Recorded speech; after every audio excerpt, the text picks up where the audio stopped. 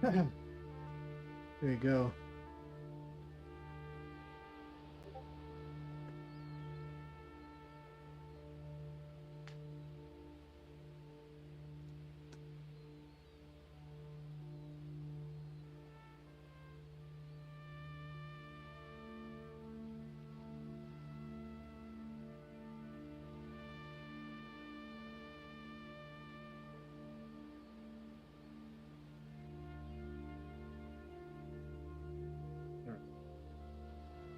I'm going to be designing a throne here. I think most of this background is going to be done in Blender.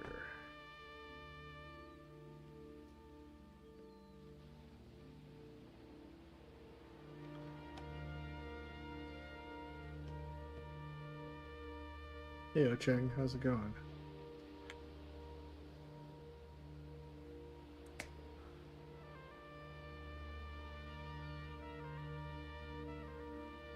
Back at it.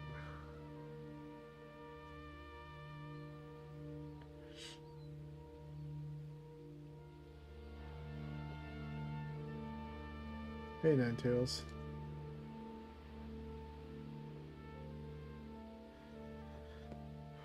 What day is it? Saturday?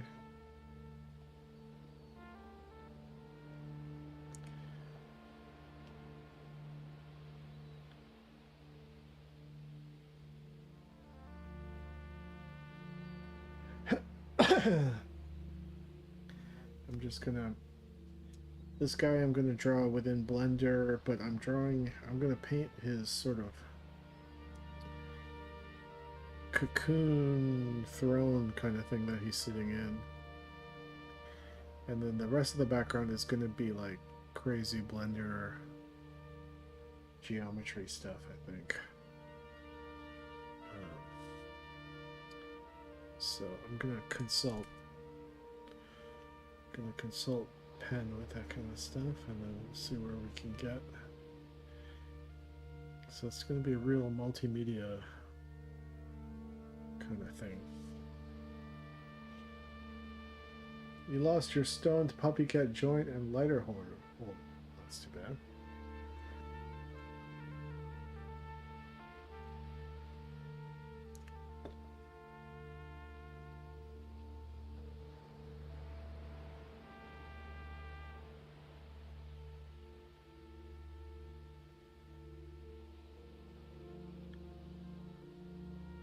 I need to get a glass of water. My lips feel really kind of parched.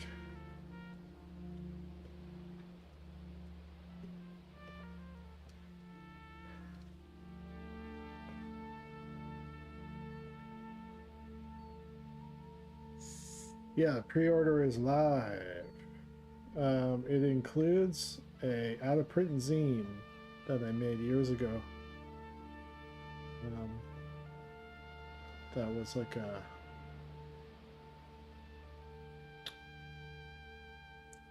what do you call it? I made as a like additional material for forming. I think when the second book came out, I released maybe 150 I made maybe 150 copies of that zine, and yeah, it's called Sleep Spell. So anyone that pre-orders gets a copy of the zine.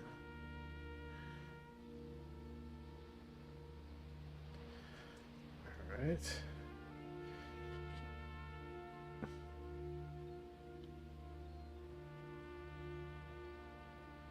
Feels like it's sloping down a little bit too much.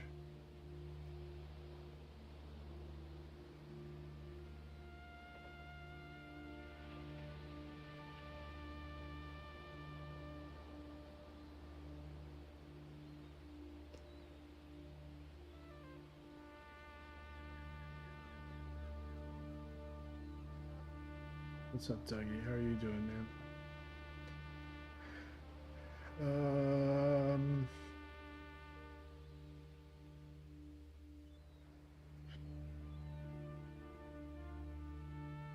Let's see here. that.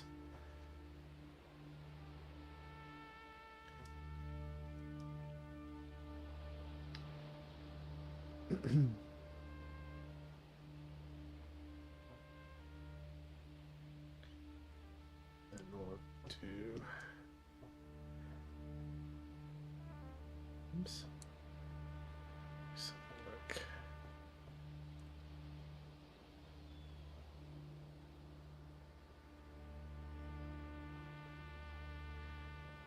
Just to close that loop there.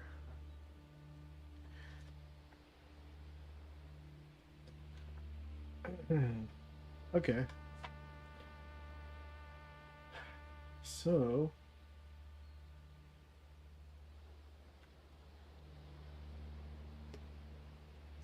just gonna make something that's like a sort of different in, so it'd be like a shocking scene transition from this scene.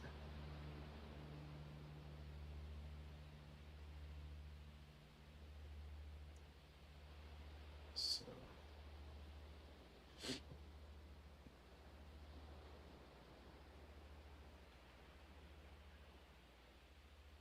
think we can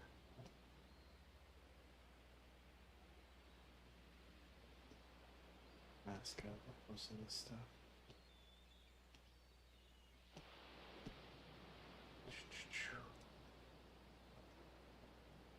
Just for my own. Oh, whoops. All right. Mask. Just do that. Just so I don't have to see it. Oops.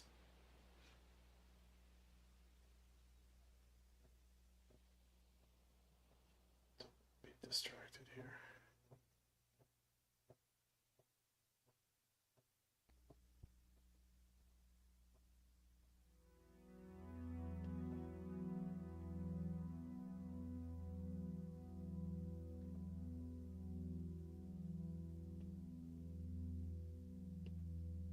Okay.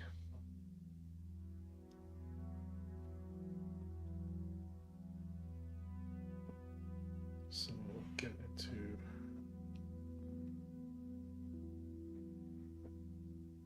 let's do some figure out some colors here. Oops.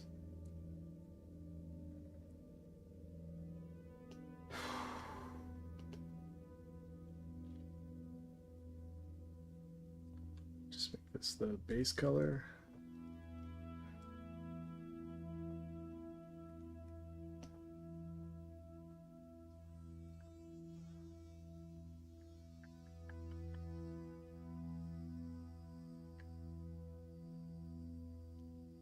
Dissolve. Just pick a random sort of like ballpark. I know where I'm thinking. Oh, hell yeah. Thanks, Dougie. Yeah, I sold Sleep Spell at probably my book launch and at conventions until I ran out.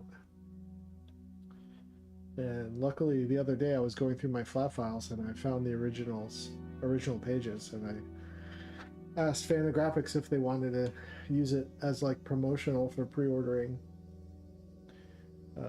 promotional material. So and they were psyched on doing that, so it worked out. You know, just like timing. You know, just happened to come across that at the right time.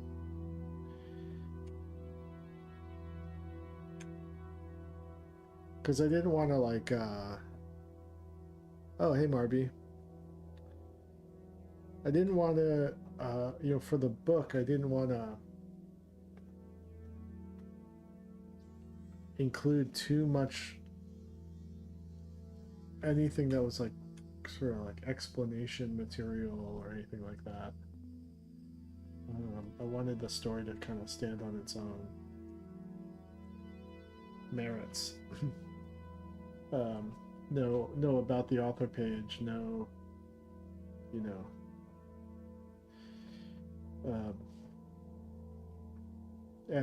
annotations or anything like that. Just the story itself.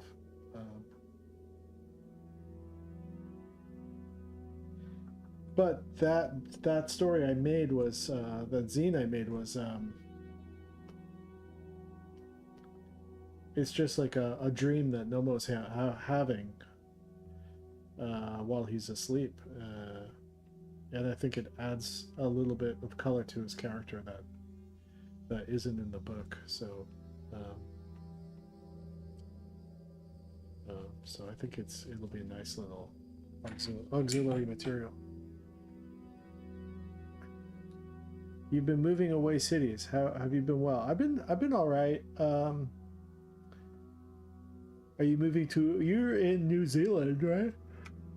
Are you moving to a different part of New Zealand, or are you moving to a different country altogether?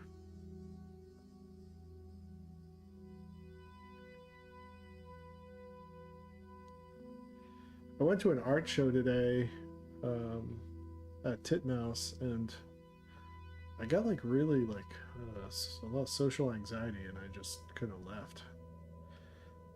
Decided to come home and just work on this. I think I'm getting, I don't know. It's weird when you kind of worry about yourself a little bit, but. Oh, you moved to Auckland. Nice. I did not put GWC in the omnibus. I talked to Eric over at Fantagraphics about it, but the book is already 448 pages, and it's going to be like really heavy to hold. And I think an extra however many pages that is just sort of like muddies the waters a little bit. It makes the reading experience a little less pleasant. So I think George Washington Carver could come out as a separate thing someday. Or it's like for people in the know kind of thing. It's up on my website, you know. I was definitely considering it.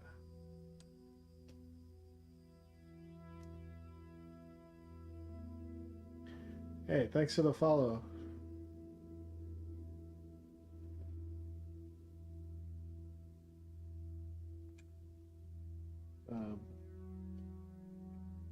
Man, I ate a bunch of rice and my stomach hurts.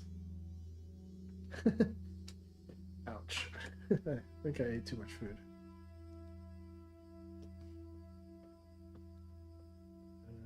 Let's see.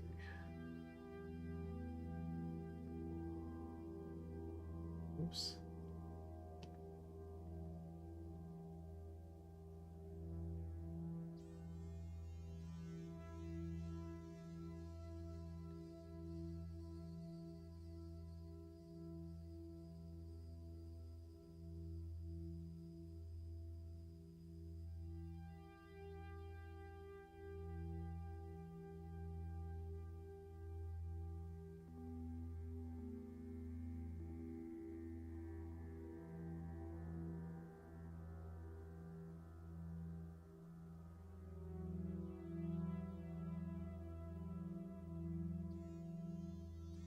You have surgery in the morning to remove a bullet fragment from under your skin.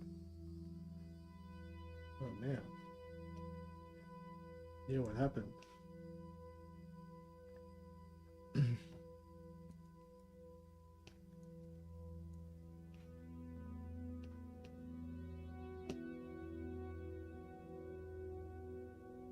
If I do that, it just does it on one side, right? So I'm gonna go.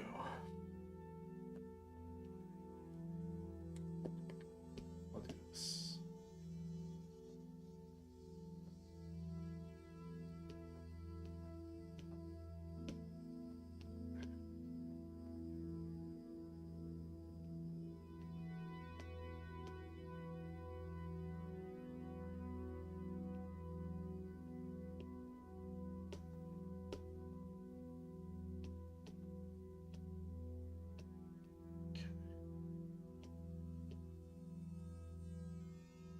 again.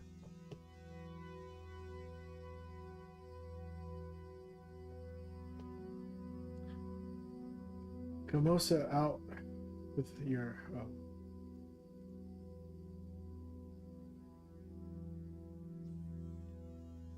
Oh, you got ricocheted.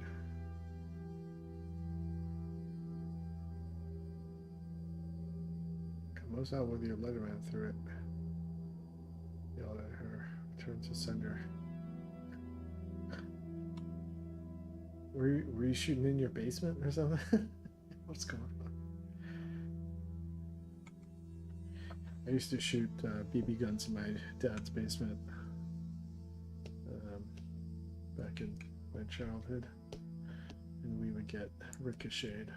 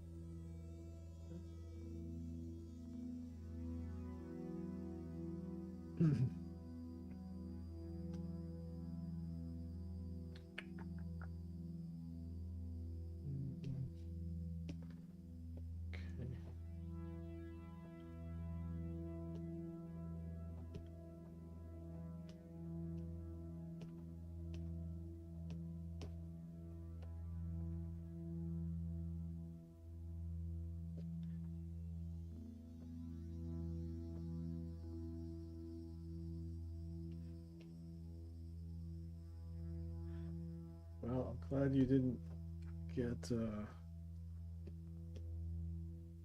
got. Yeah, accidental firearm going off. Oops.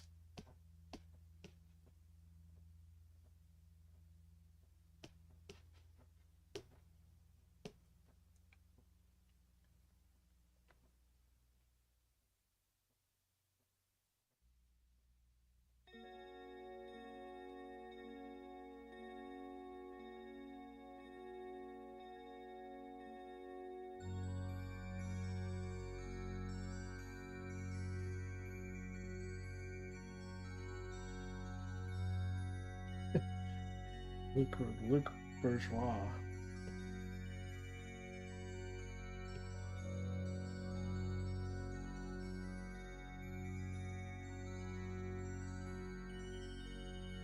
Let's see here.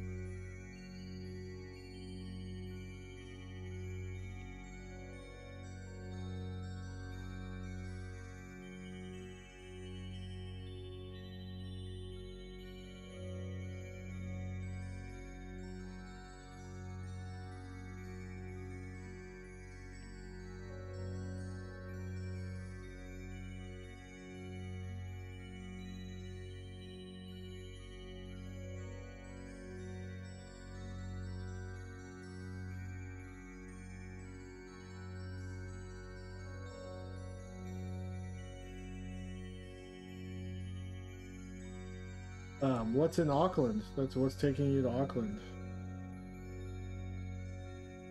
Just a change of scenery, or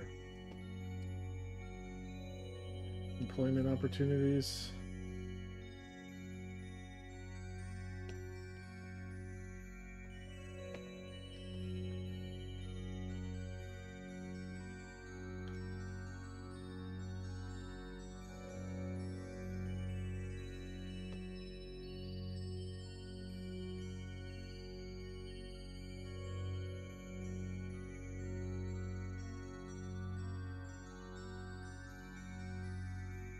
Oral health. Oh, okay. That's cool. Like, dental hygiene? I think we've talked about this before. I remember I've been told that dental health prevents heart attacks or something.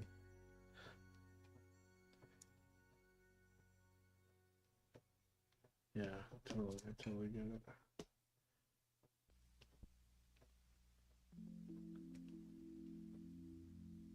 Yeah, the economy everywhere is just absolutely.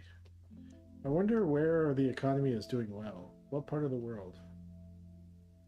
That's what I'd like to know.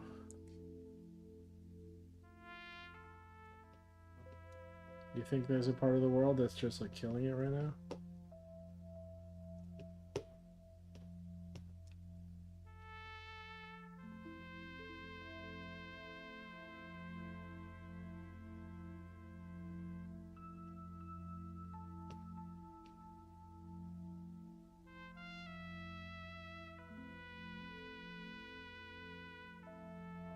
Allegedly the US? I'm gonna tell you, it doesn't seem like it. And it hasn't seemed like it for a long time.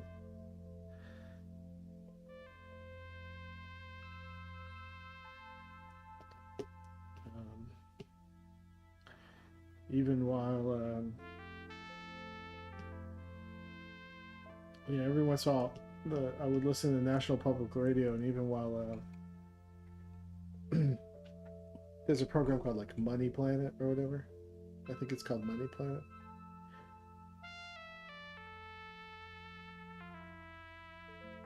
And they'd just be talking about how good the economy is doing, and the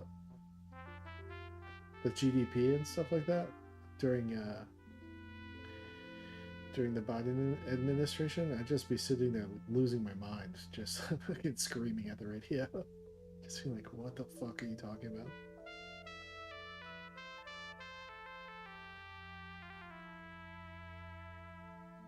I think there's a thing that's like cost of living versus like GDP versus cost of living and all that kind of stuff. It's like a way to, but you know, people can feel the pressure, you know, the pressure to survive regardless of what they're saying on Planet Money.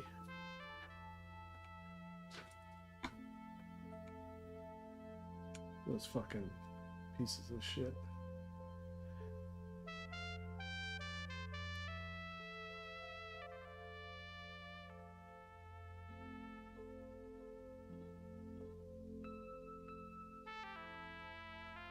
Where's the most peaceful? I'd like to know that too.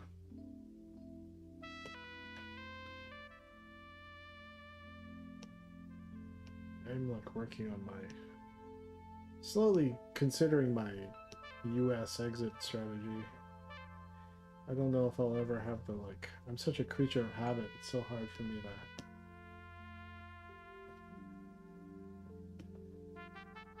pick up and do something else. Hey, Wallace. Yeah, I mean, I definitely feel the most at peace in my house, for sure.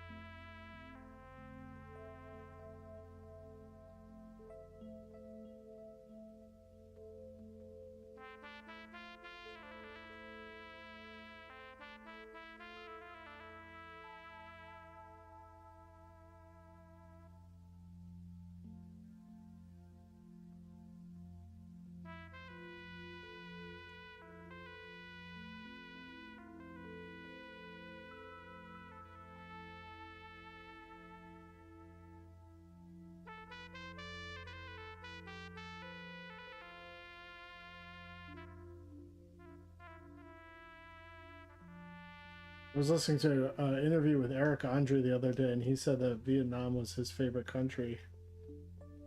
And I was like, yeah, maybe I would move to Vietnam.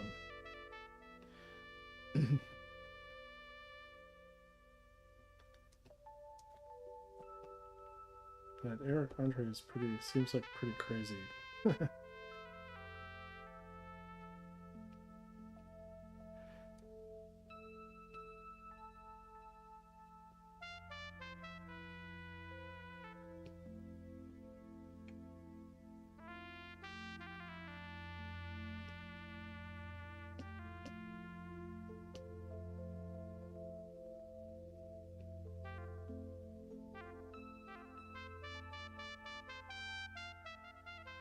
Maybe I'll go take a trip to Vietnam next year or something if I can get some money.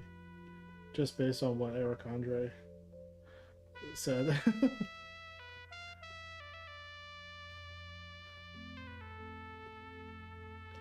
But I'd like to move to a place where like no major world government has any interest in anymore, you know? Just some neutral place that it's got nothing on the table. You can kind of just chill. Low cost of living. Good food. Low cost of living and good food. That's really, you know, that's all I can really ask for.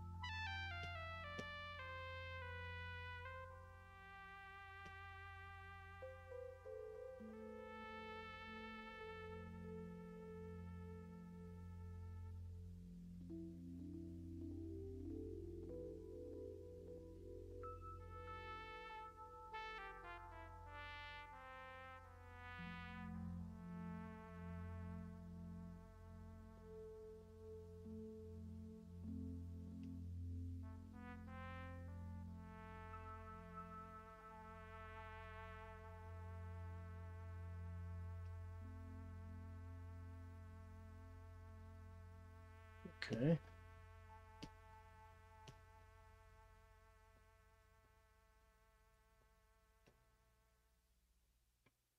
Oh, hey, thanks for the subscription.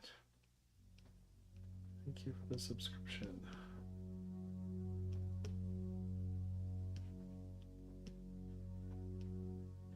Okay. Appreciate you, Mega Me Bing Boo.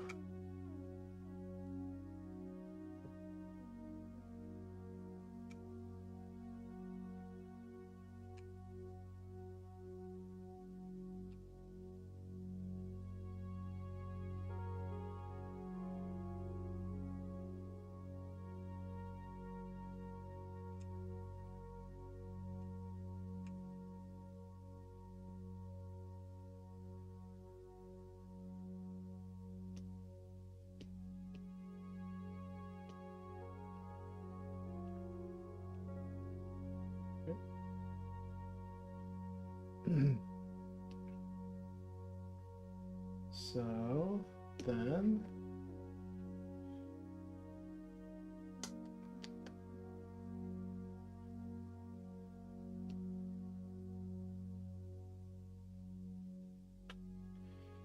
I'm gonna put a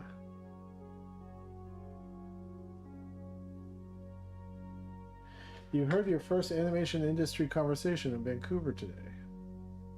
Oh, is Penn streaming also?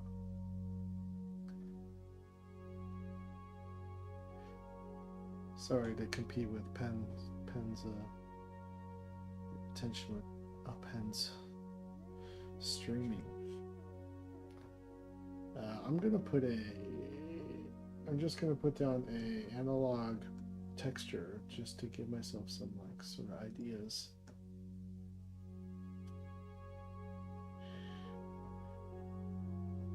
Let's see here.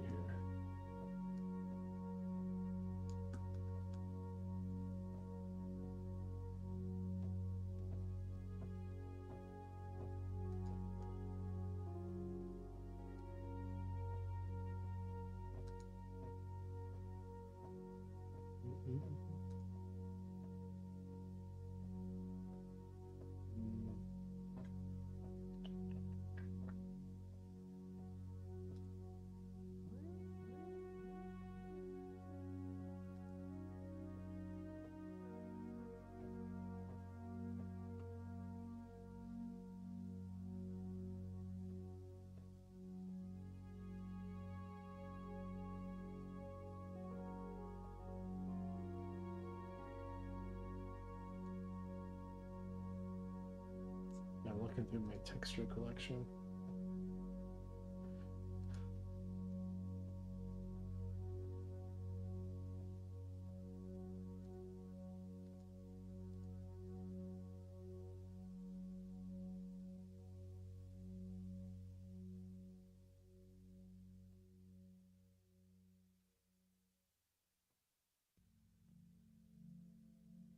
Okay, I'm gonna try this one out.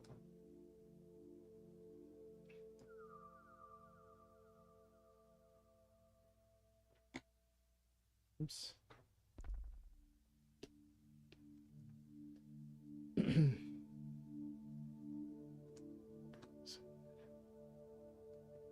Here.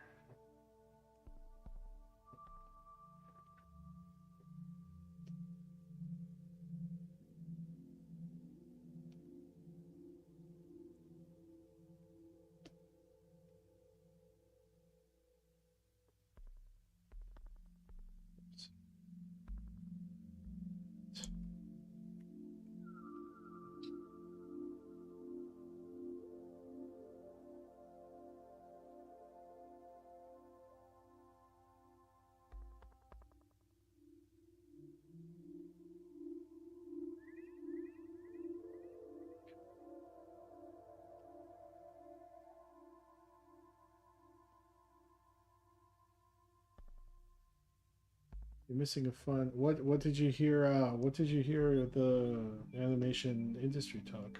What were they saying?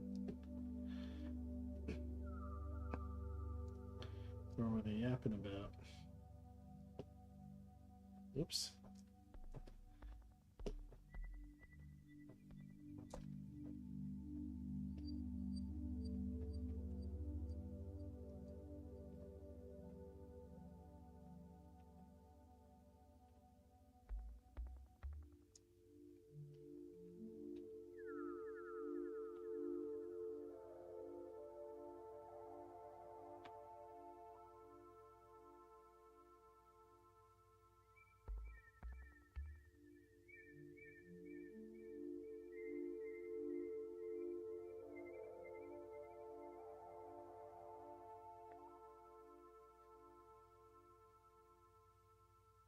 The guy animated a cubone and on a prehistoric planet. A cube on a prehistoric planet?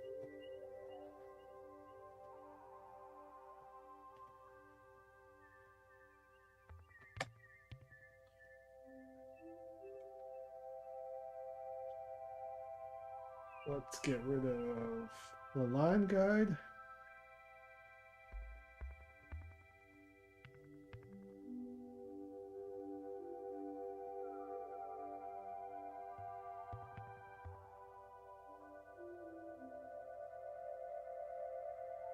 And then I think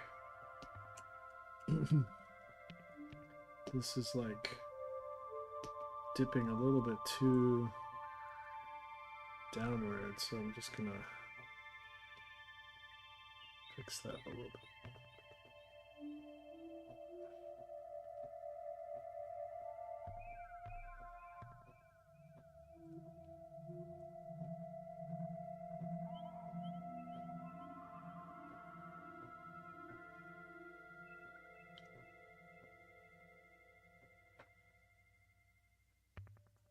All right, oh, go to hit the, hey, all right. I thought you were saying I'm gonna go hit the gym. But yeah, have a good one, man. Take it easy.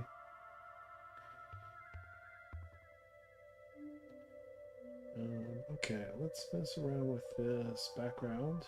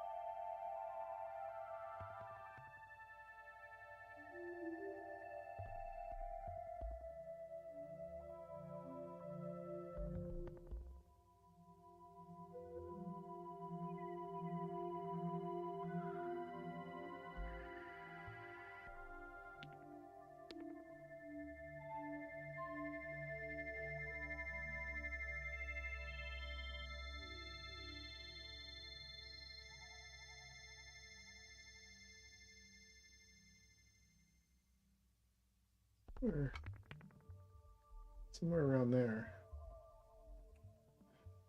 Let's see.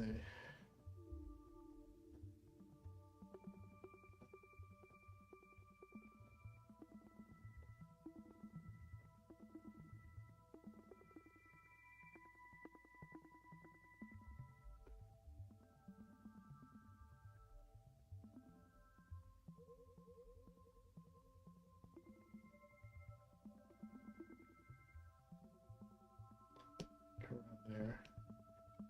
Alright, let's take off the symmetry. Alright, and then we're going to mess with the base color.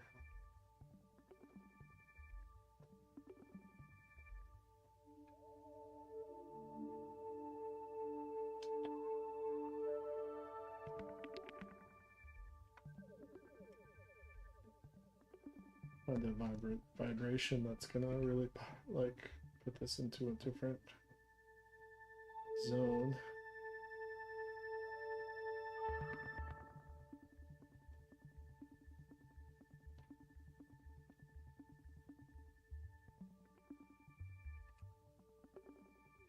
And it's going to feel like an antidote to the picture on the left. Oops.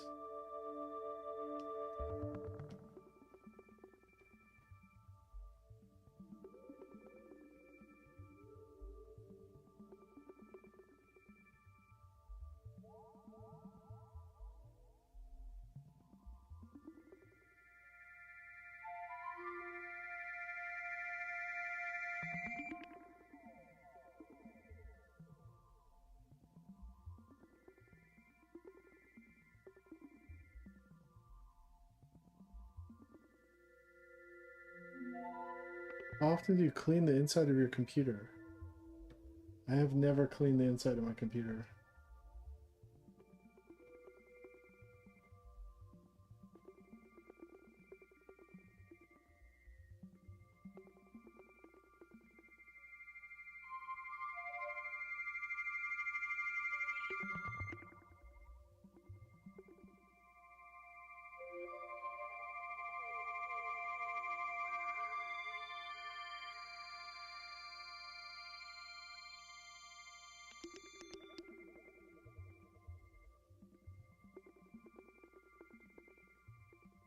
Nice. I'm glad you like the random new age ambient that I'm listening to.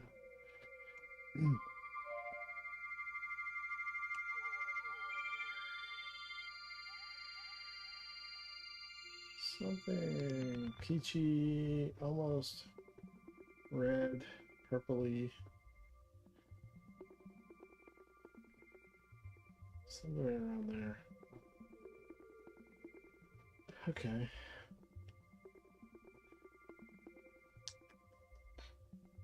We've got a little bit of...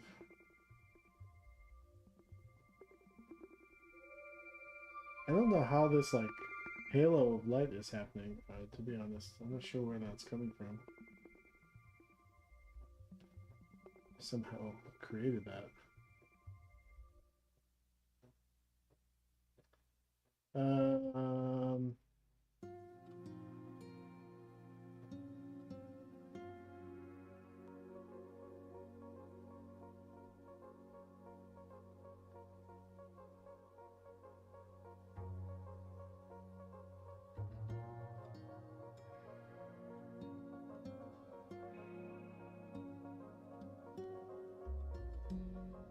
I'm going to combine these merge layers, base color. Alright, I'm going to put a gradient over top just to see if I can find some interesting interactions.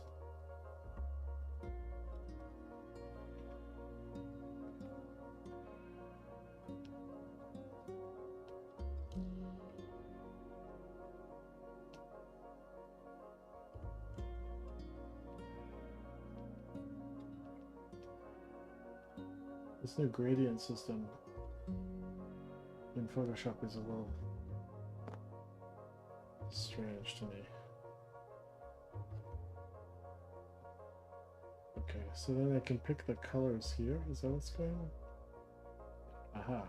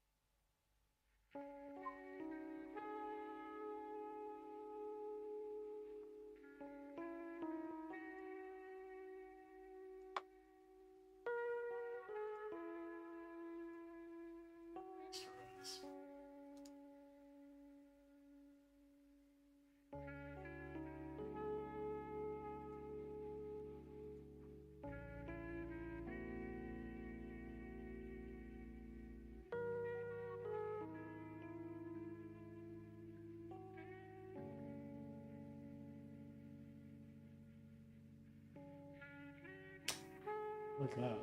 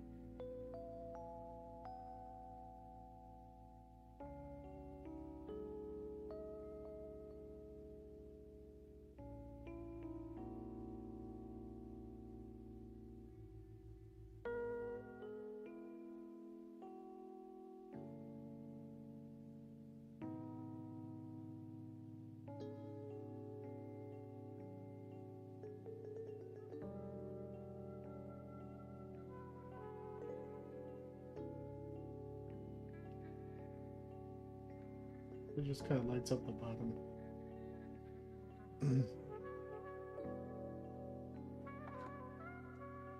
And then let's see.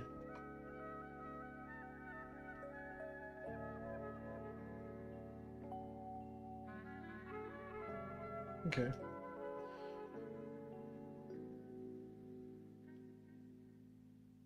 So this guy.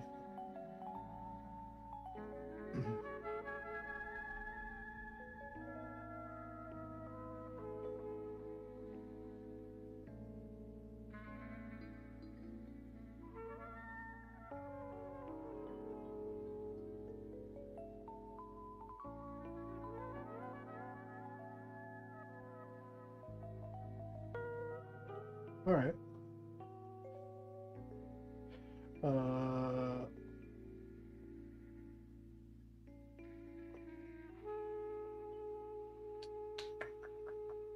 So I'm going to put these on separate layers.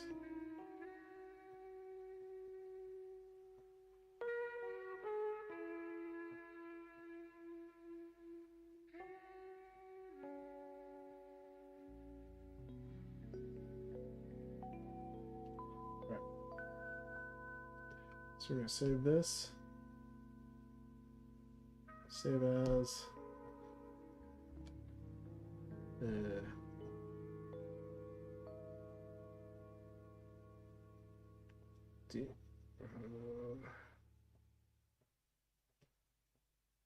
This is going to be Demon Throne. Master.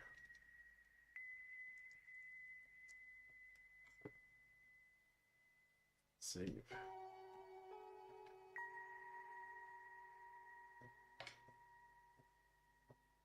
And then I'll save them as separate layers. Oh, this will be file, save as copy. Demon Throne BG.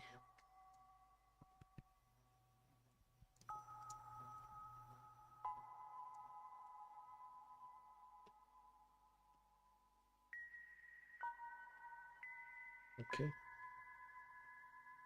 And then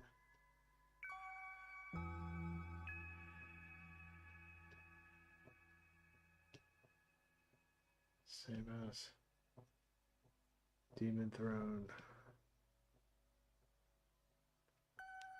prop PG. Save. Okay, I think I've done all the backgrounds I need to do in Photoshop.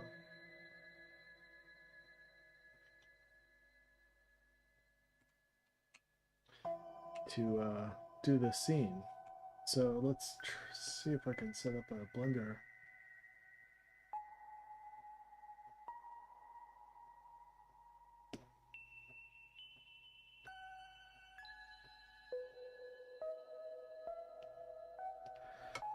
Set up a Blender.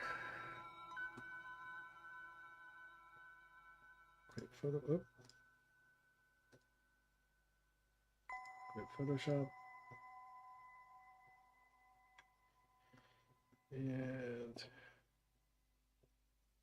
let's open up Blender.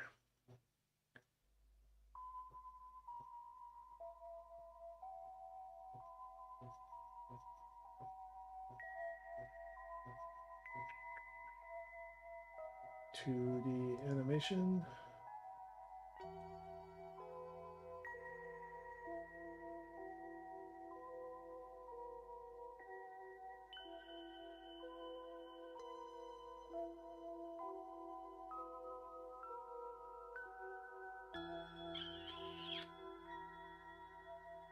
All right, the thing I don't know about Blender is, I'm gonna have to look this up right now. Like importing image meshes at scale, because right now they import like really small. Import image at scale. Blender. Shift A, image reference or background.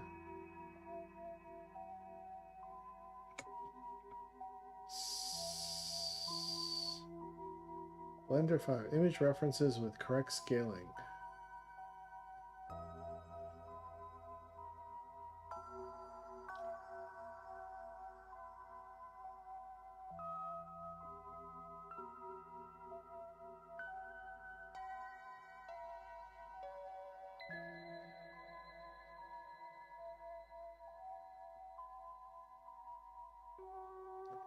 Image references with correct scaling.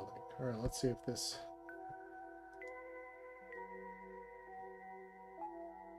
Hey, I'm Alan Brito, I'm an architect, and today I have a quick tutorial about how to use image references in Blender for your projects. For instance, let's say someone will send you this image here from a floor plan, and you need to create a 3D model from this object. If you just want to trace the shape, you don't really need to do much. You create your object here, your plane, you start extruding, and you will trace the walls and create the object. But in our case, if you are trying to use or you are trying to use Blender for something like architecture or create models for architecture, engineering, 3D printing, anything related to precise 3D modeling, scale is important. If you press Shift A, you will be able to import this image or add this image to the Blender. To Blender as a reference, I'll be using this option here called reference. It's the best one from all of the image options because it will display the image regardless of shading, lighting. So I will choose this option, and from here I will choose the image file. There we have it. What is the size? What is the scale of this image? If you want to check the scale of this object, you have a reference you can use here on the side. If you open your object data properties, you will see that we have right here this option with a size of 5 meters. So this is our reference size for this object. This is important because we'll be using this number to calculate the scale. Now, what is the reference? We can use something here from this image to make the calculations. Let's choose this distance here, 300 centimeters. What is this guy gonna get into? To be able to match the scale. All right, dude. Nope, that's not what I... All right, I'm just gonna do it the way I've been doing it, I guess. Anyway, I gotta do my render property. Sorry, output properties 1920 by 1080.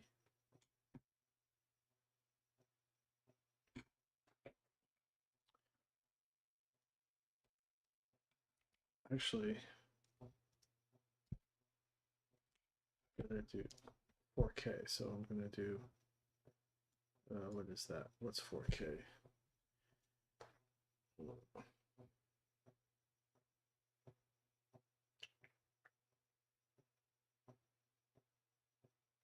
1820 times 2, 3840.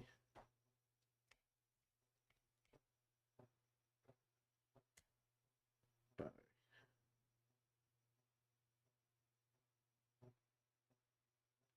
60, 2160. Okay.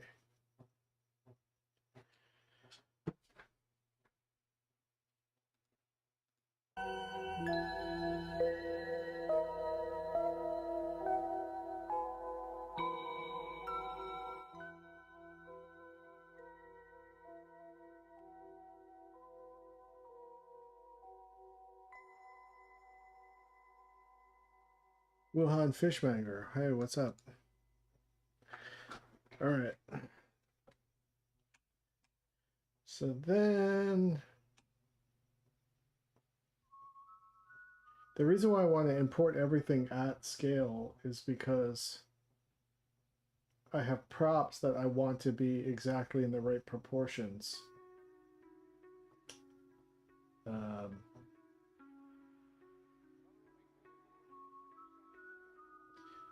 So that's sort of annoying, actually, that I can't import it exactly at 3840 by 2160.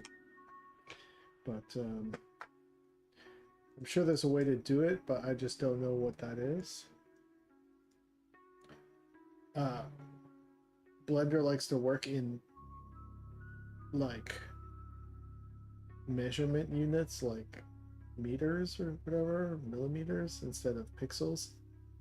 I'm not sure. Probably has to do with being 3D. So that's super annoying.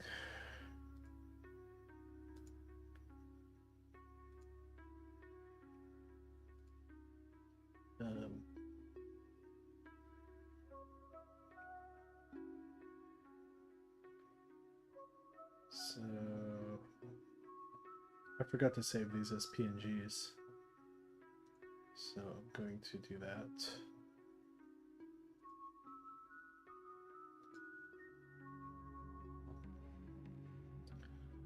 Just take a second. Save as copy. PNG.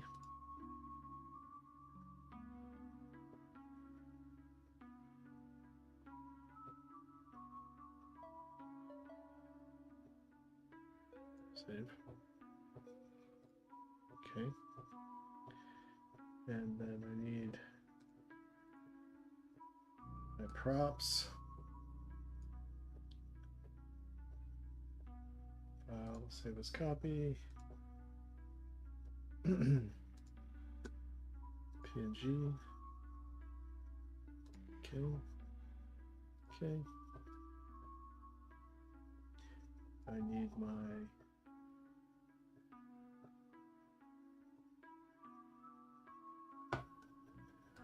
Hey, thanks for the Oh, what's up? It's a raid. How's it going, everybody?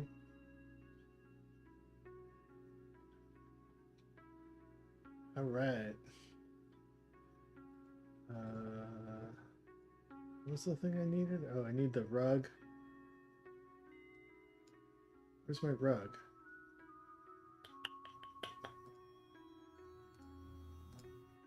Props, props.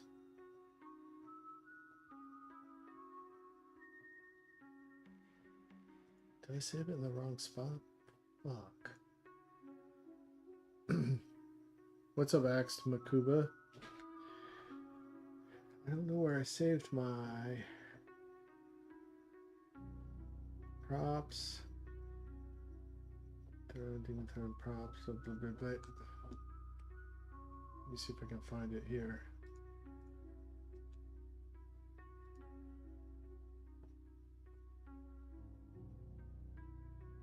Oh yeah, there we go. Rock, where did I save you? File, save as copy.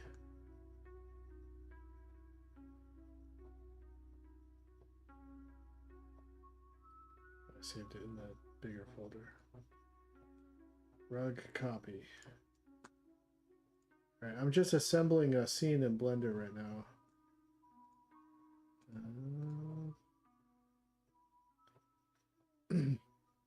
So then I can open this one here. Oops. Hey, stop it. Let's go right here. And save you as a PNG also.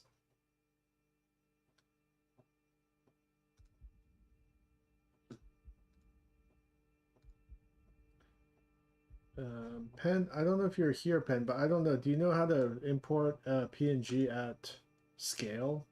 Like how big you made it in Photoshop? You know what I'm saying? All right, let's see if I can do this. Okay. Get used to my Blender controls again. Go to object mode. Add mesh plane. Go to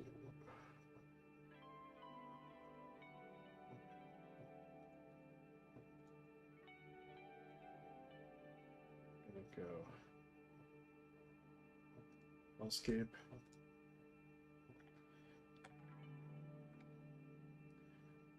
Yeah, you don't know how to do that either. I don't know how to do it. It imports it like this like tiny image that it should be 3820 by 3840 by 2160, but it imports it at this like tiny.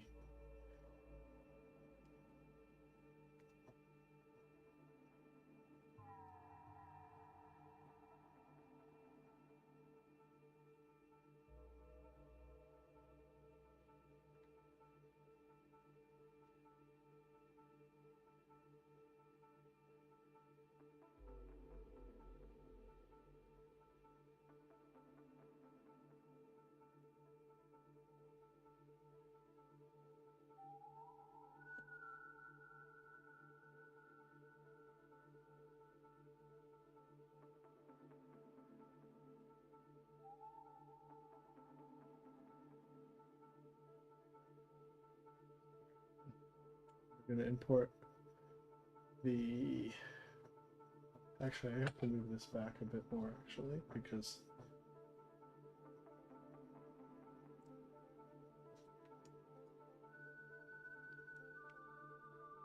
And there's going to be a bunch of animating happening.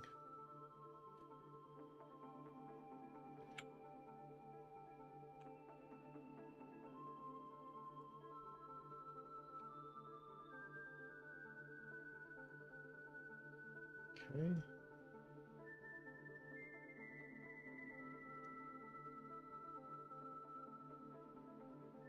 Oops.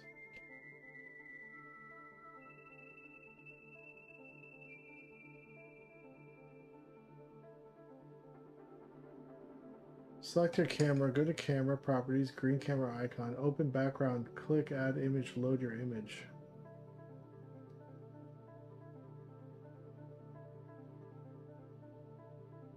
I think that'll add a background that just like sticks to wherever your camera's looking. It won't, I think that's what that does.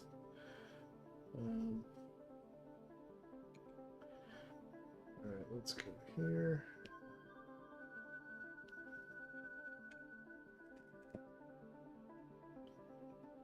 Here, okay.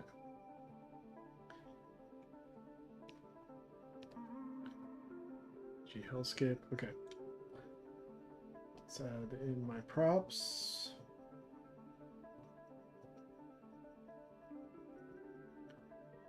So we're gonna add in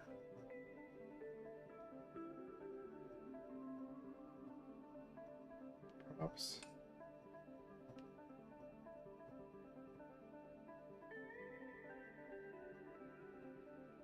Hey, sure dubs. Thanks. So see, it imports like this tiny.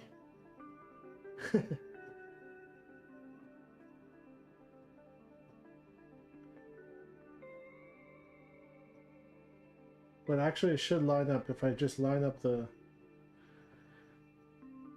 If I just line it up, let me see if this works. Size. And then I go yoink. It's so funny you have to eyeball this. Okay.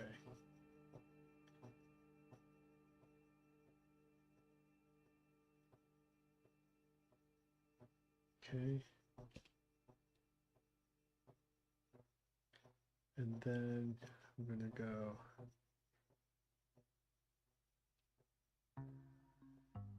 add object. What am I doing? Mesh plane. Gonna go rug. And then make this big. Oops.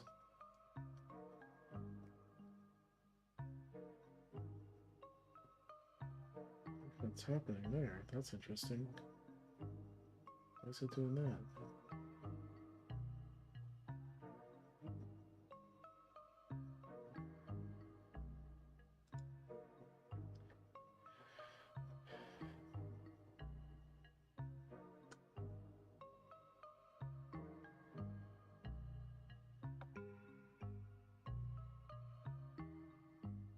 Stop center.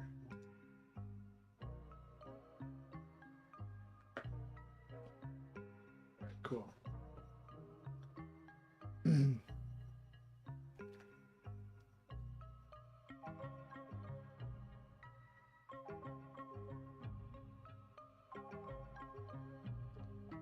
Alright, and then I'm just gonna import the stool.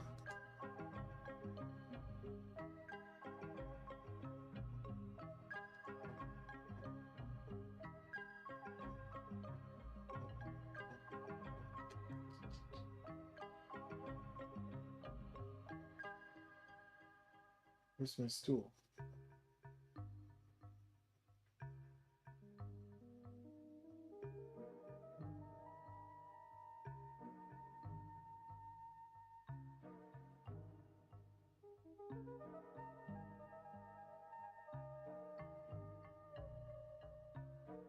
Did I save it in the wrong folder? Let me see.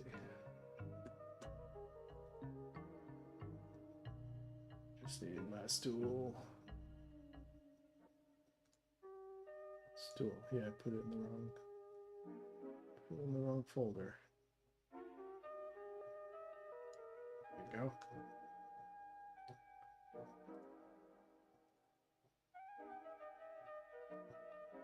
Stool. Boink. Size. Same deal.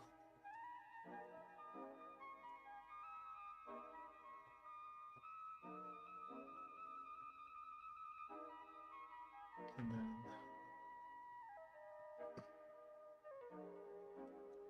move this forward. Bang.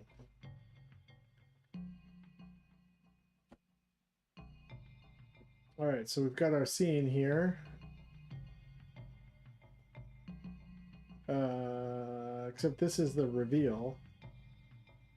So, but let's save our project here. Save as.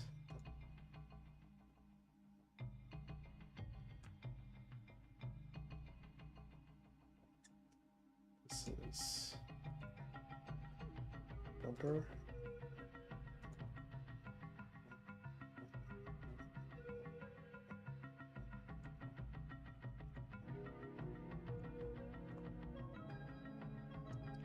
Animation plus bumper.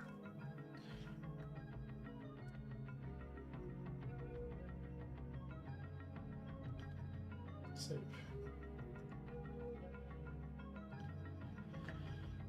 Okay, so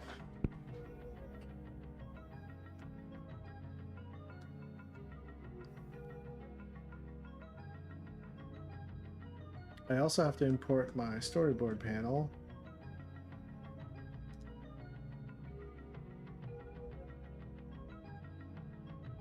So I know how to draw the main.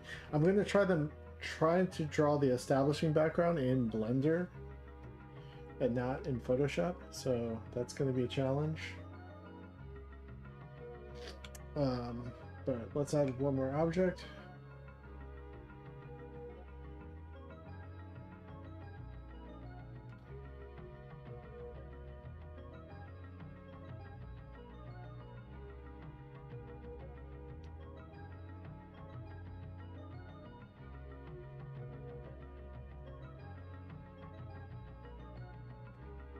Where do I put those?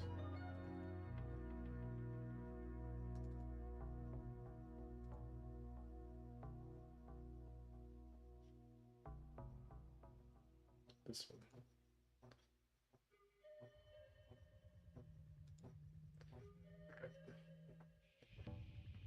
Size.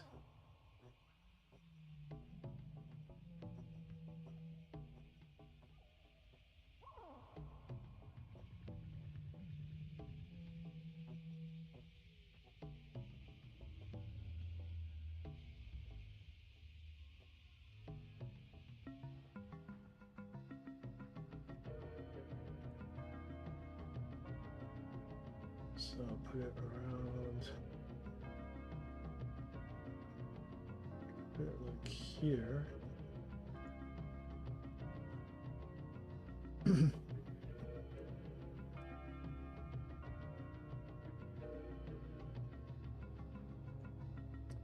Okay. So now this is my reference image.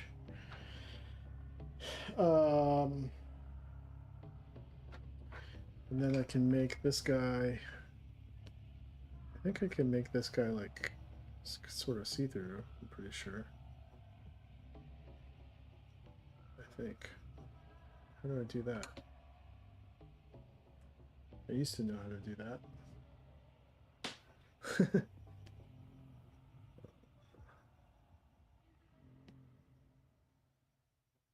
Alpha?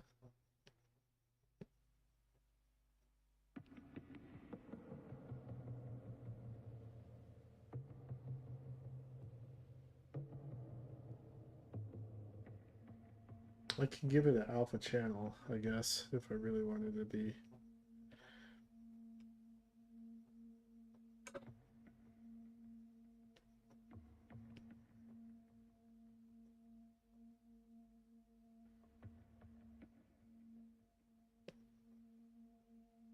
Object properties. Forget how to make a mesh plane sort of see through.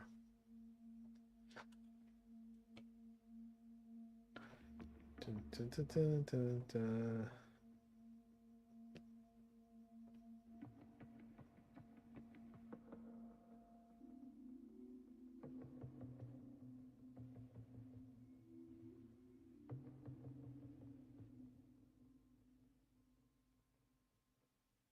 All right, well, I'll just add a alpha channel to it, I guess.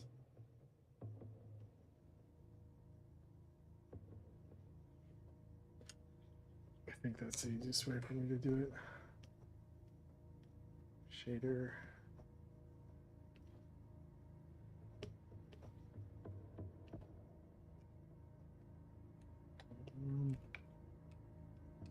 Alpha.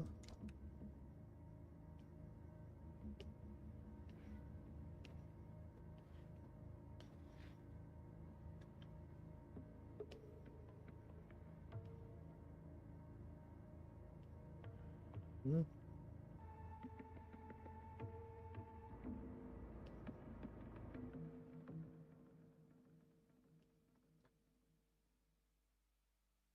Oh, that made it totally invisible.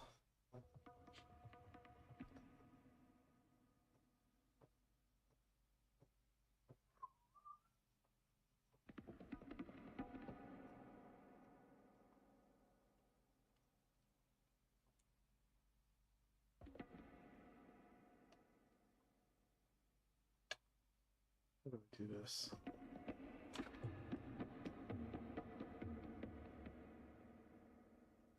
Look it up. Mesh plane, alpha, alpha, mesh plane, opacity, blender. Material properties tab, okay. Material. Then go to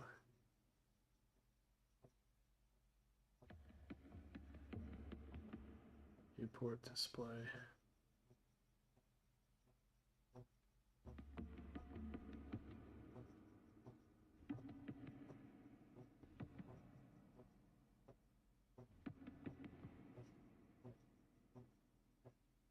Beep, beep, beep.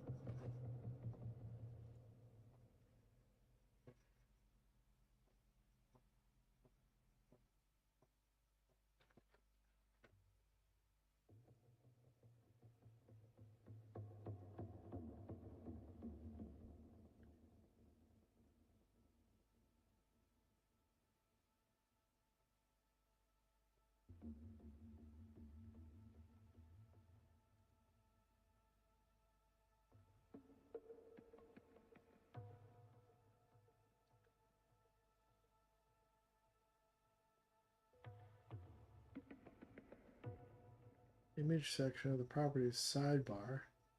Click the transparency button to enable it. Eh?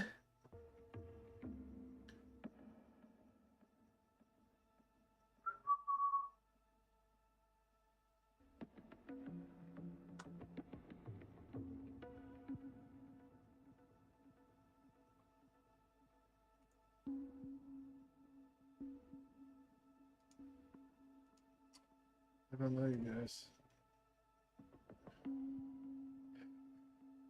Ay. This is sometimes, you know, Blender starts to get a little bit.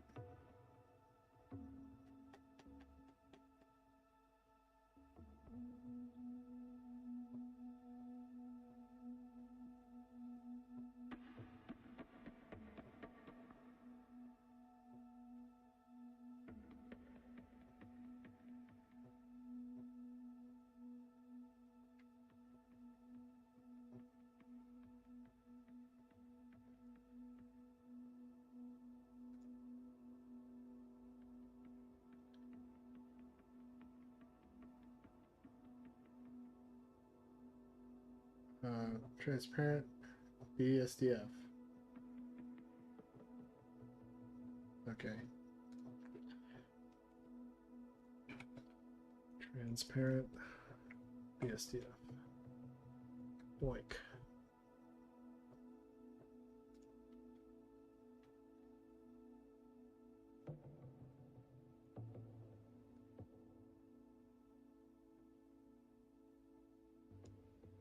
No?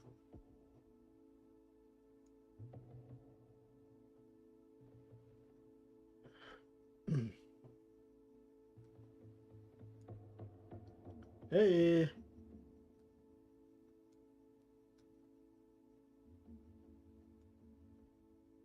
All right, that's like a temporary fix, I guess. Not really, that's not exactly what I wanted, but it's good enough for now. Just need to draw in this background. So, okay, so then I'm going to draw the background and hope that everything works out.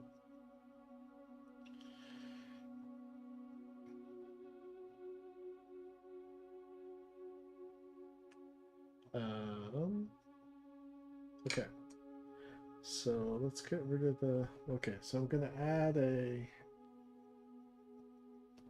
grease pencil stroke, and then that's gonna go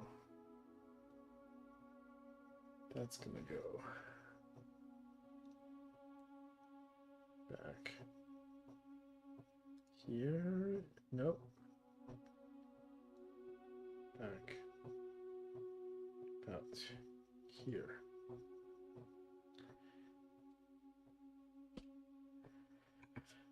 Okay.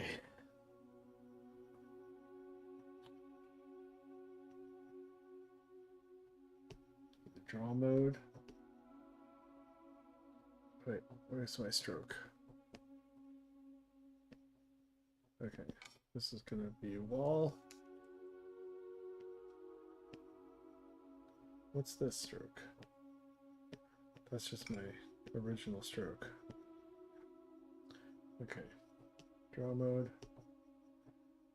Then we're gonna go.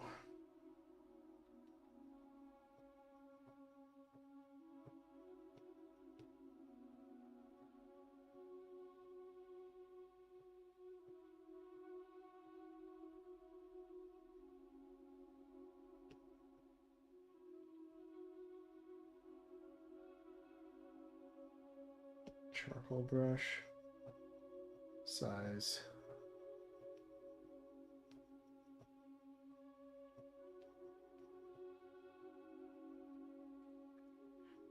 Four. Strength all the way up. Turn that off.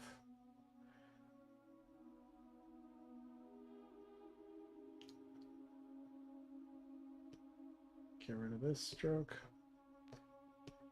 And then I have to think about, because this pen I'm using doesn't, I can't change the color of it once I've decided on the color, because it's not a material, which is a little bit annoying.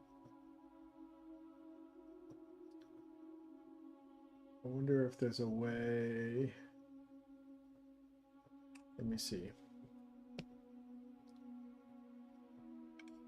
If I switch to mode material. Ooh.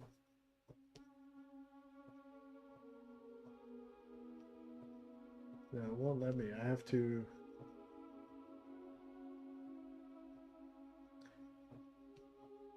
The only way it lets me is if I use one of these like preset like essential brushes. I haven't figured out a way around this. If I use these brushes, then it's okay.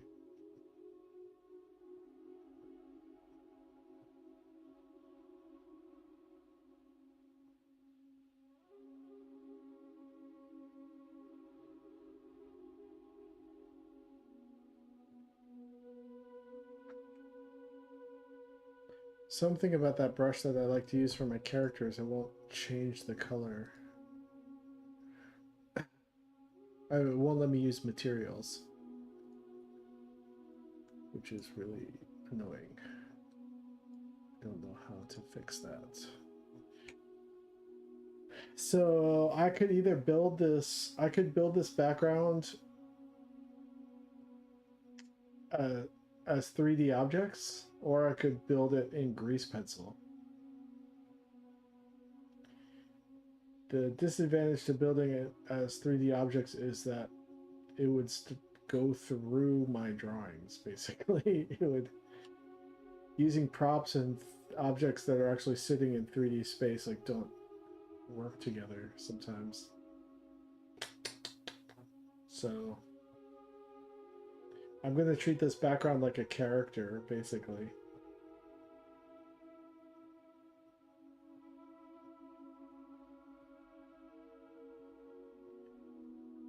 If that makes sense.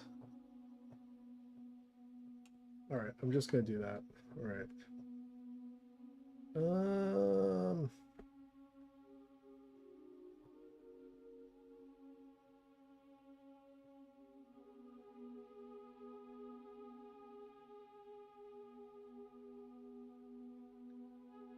Black.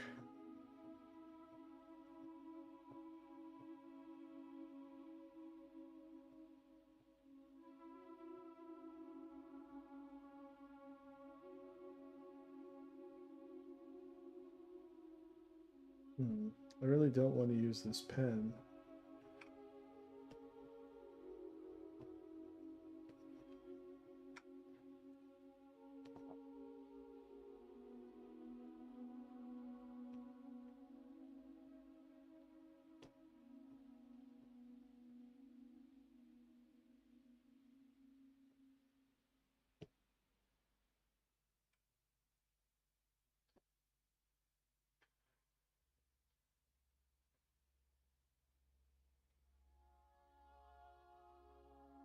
I guess I'll use my charcoal pen, but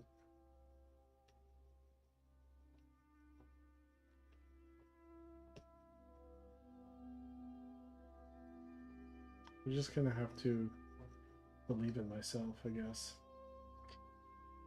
for this line.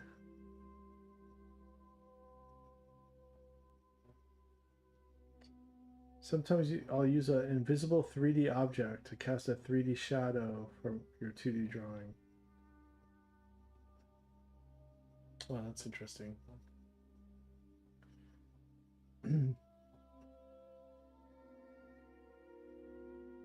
Okay, well, I'm gonna get rid of these for now. Get rid of this. And okay, I'm just gonna try to draw. I think I'm gonna base the line work off of this.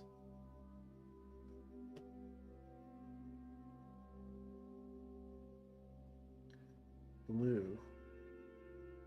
Purple. Is that purple?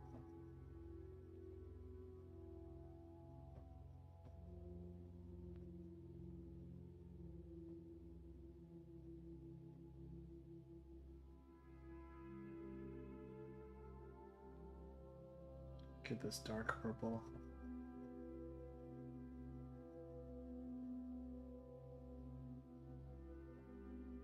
Okay. I'm gonna give it a shot.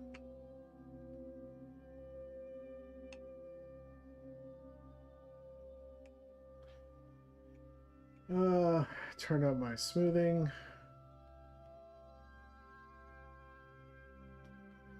And let's go to work here. Oops. What just happened?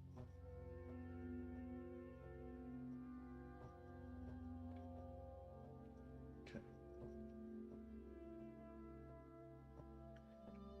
So that's pretty thick. So let's go. Wait, oh, 1. It's too thin. Oh, 2.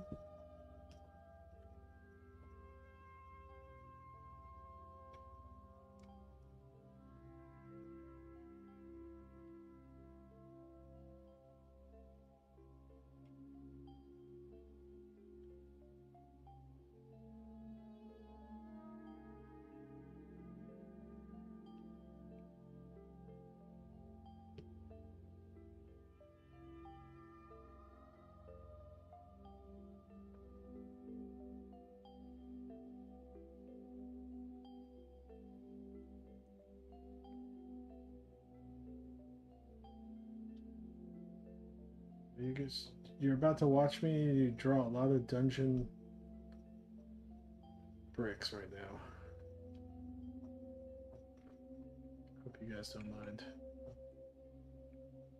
I'm about to go on my journey of dungeon bricks.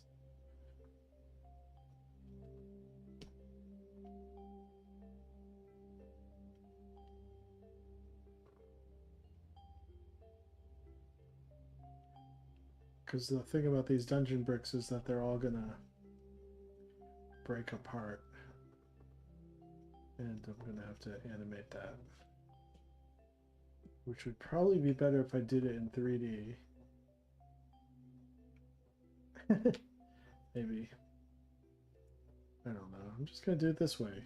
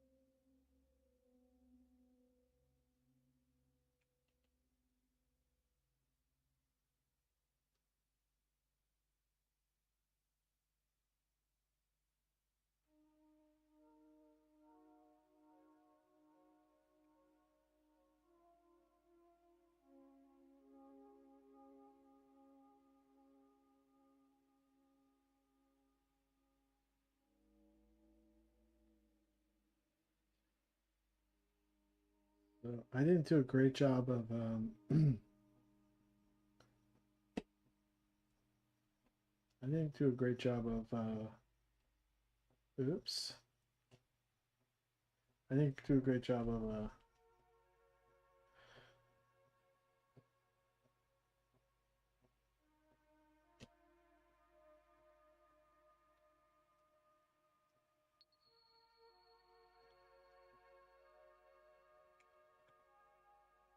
what am I saying?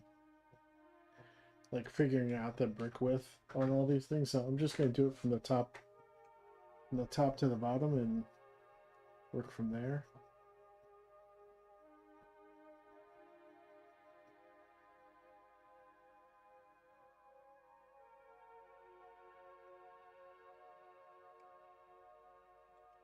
That's terrible.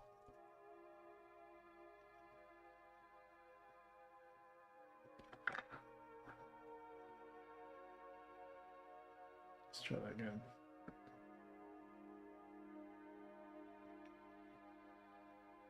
Oh, that takes me off center if I do that. All right.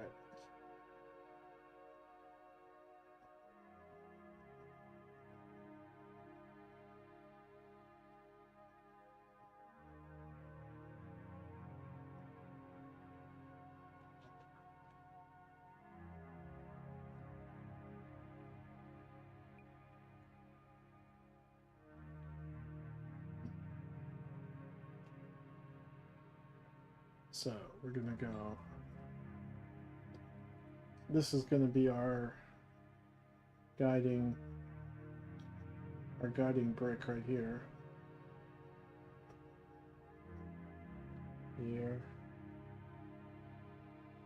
Here. Here. Here. Here.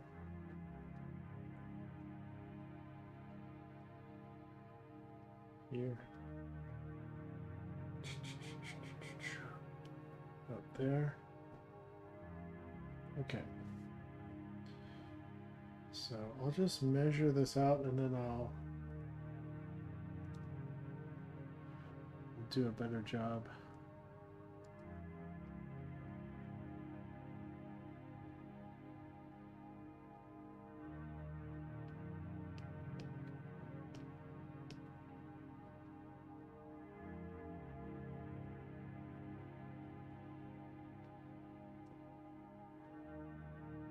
Here. Oops. Stabilize.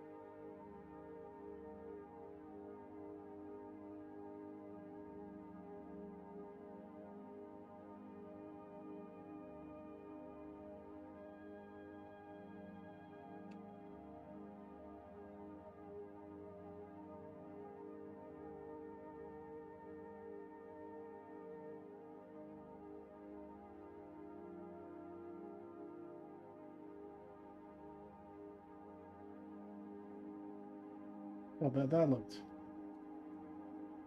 All right, let's figure this out first.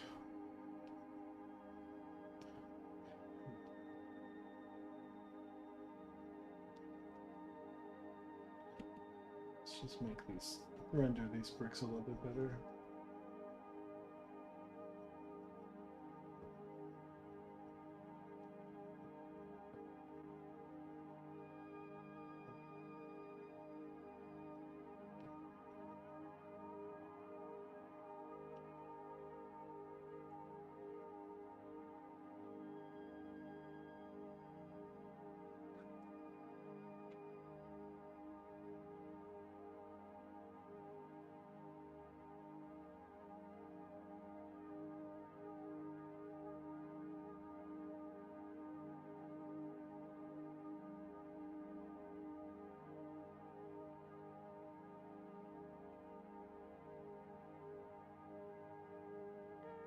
It'll be nice to maybe even put some noise on these bricks.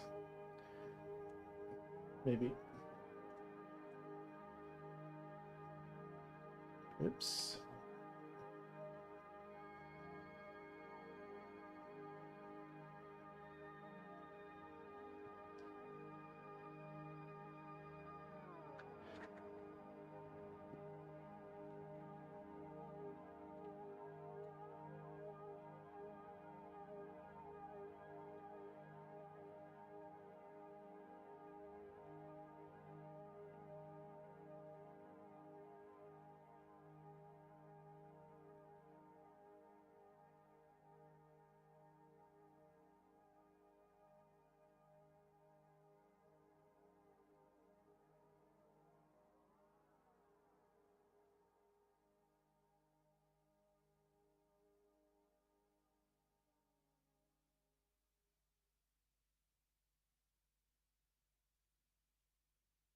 It.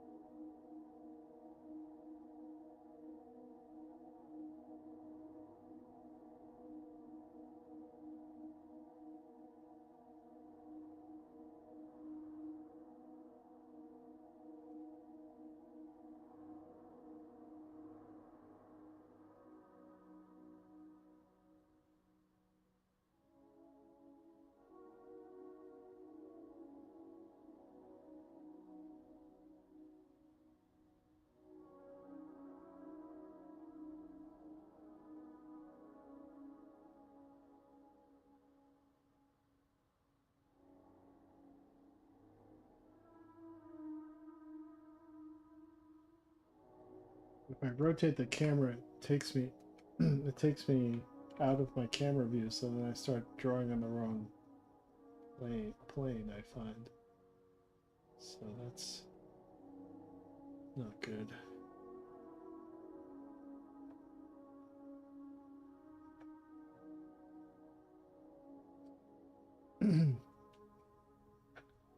But oh yeah, I forgot I can grab stuff.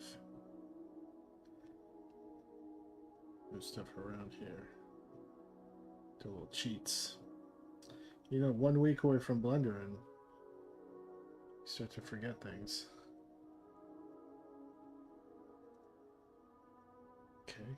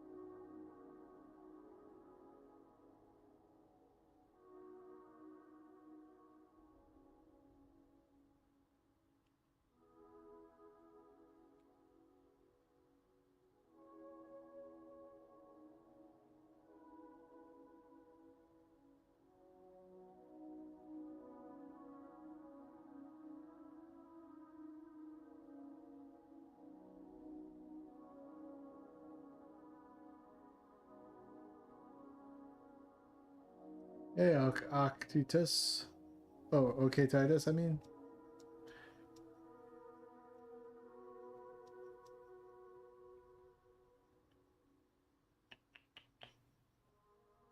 Just drawing some bricks.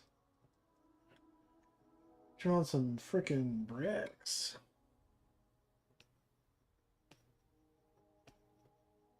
Exciting. Exciting stuff.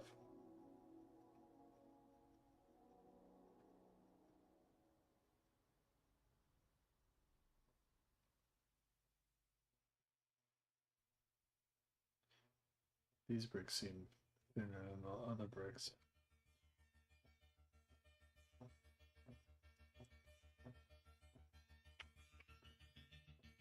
These bricks are thicker than the other bricks. Alright, so what I'm gonna do is go to edit mode.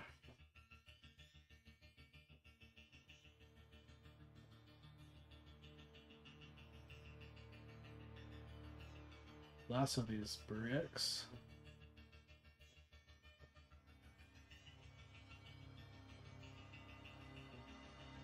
Scale the bricks.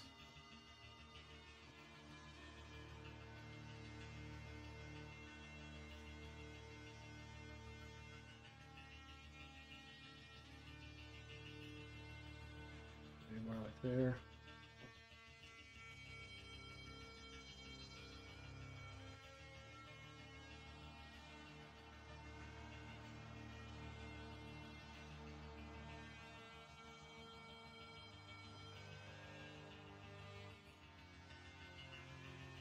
Okay.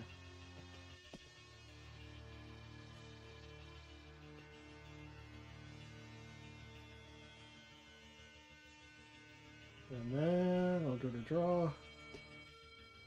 And I'll grab this guy, move it up here.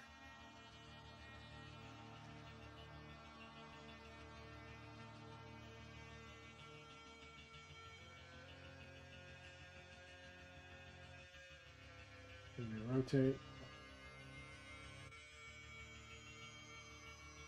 Oops, out of the way.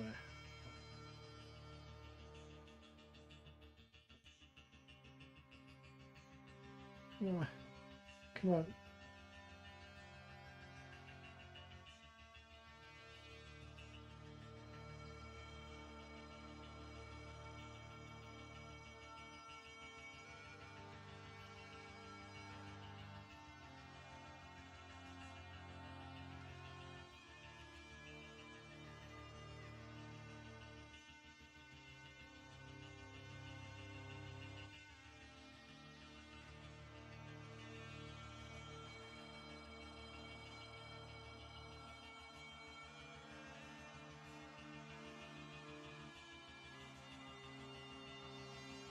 Really gonna do everything I can, but to not have to redraw it.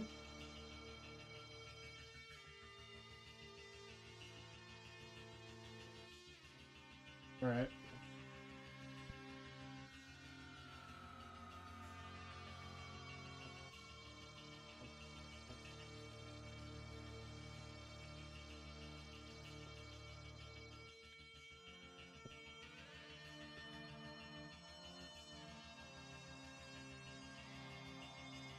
That up a little bit. That up a, oh, that up a little bit.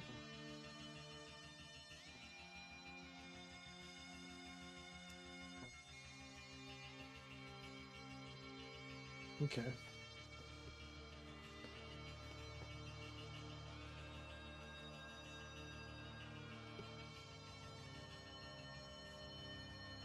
Looks a little better.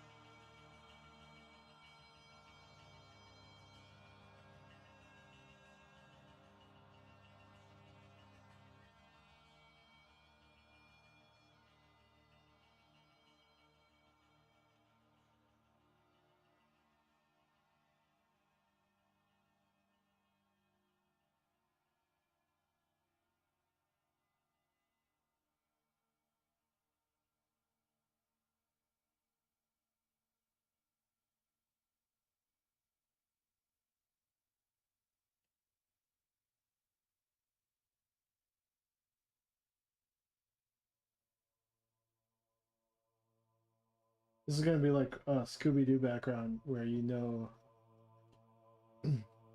because it's like more flatly colored than everything else that it's gonna something's gonna happen.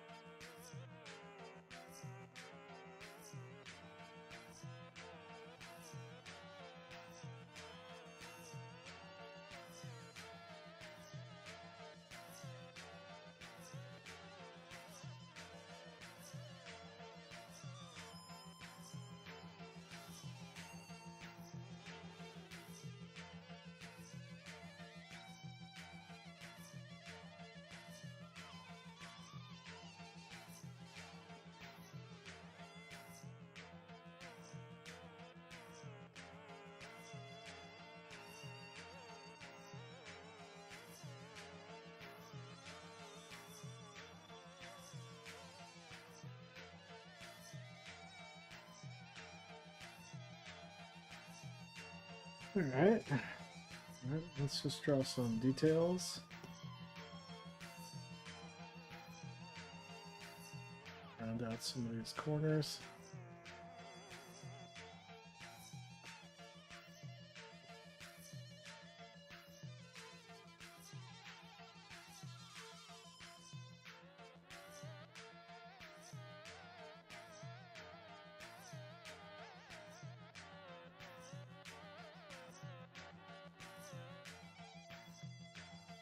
I forgot to drink water.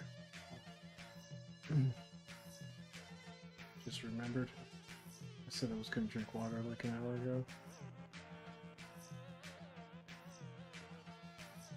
Too late now. I'm too deep in these bricks. Can't drink water now. Gotta keep going.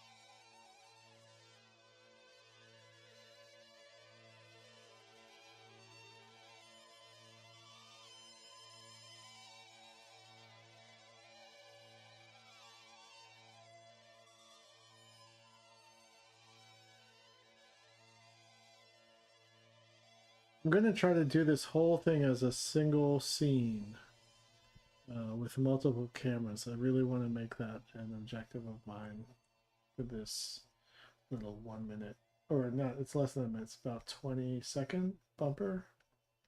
So I feel like I can experiment with multiple cameras in the same scene,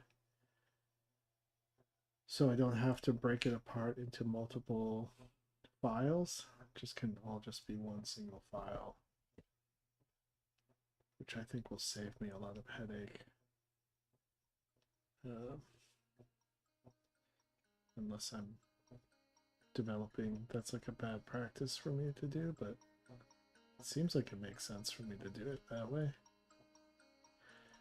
Do some camera switching, treat it like a 3-camera sitcom kind of.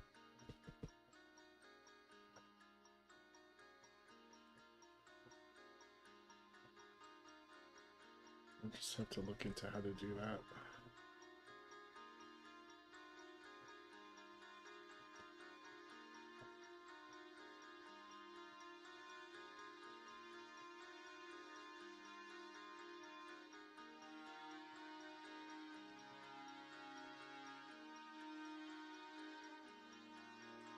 All right.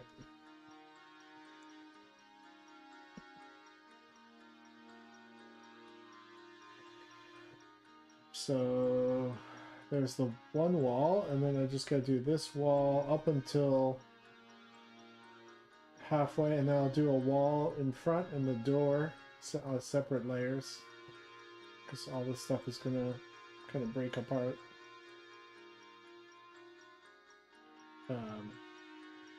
But let's just put a little bit of just some marks on the floor.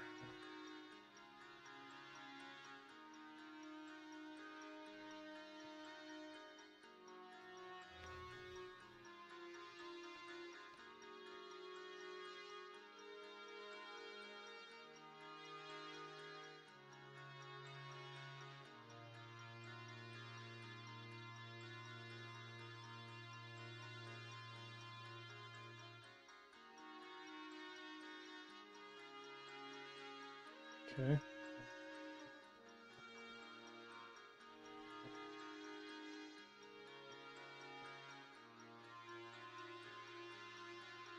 All right. And then build out this side real quick.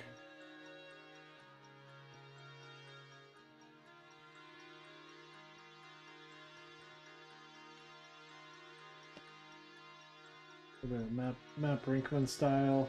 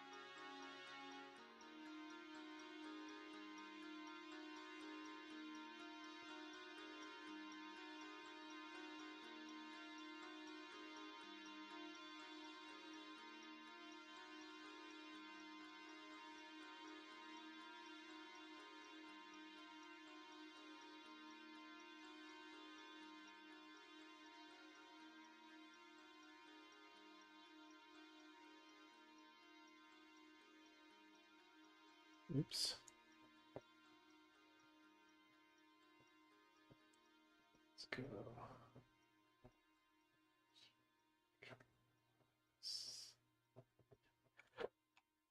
Okay. And then doink. Doink.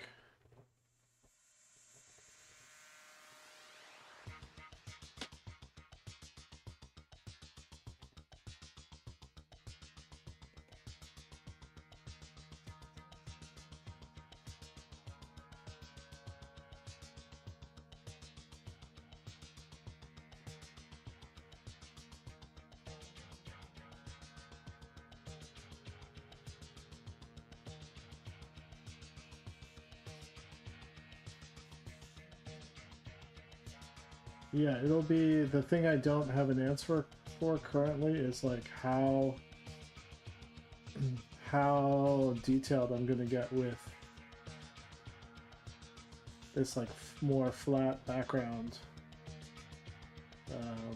as compared to doing it in Photoshop.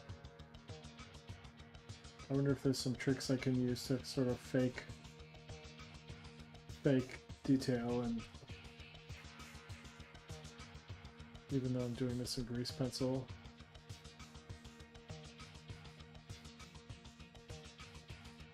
I know there's a lot of like painterly things you can do in grease pencil, but I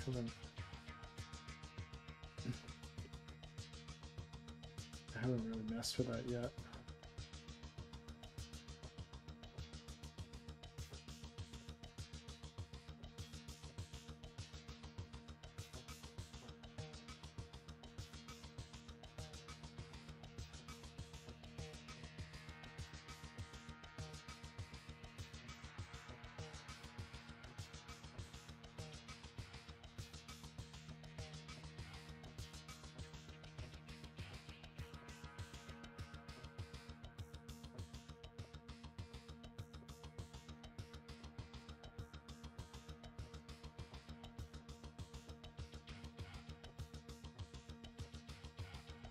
Alright, so this will end here, I think.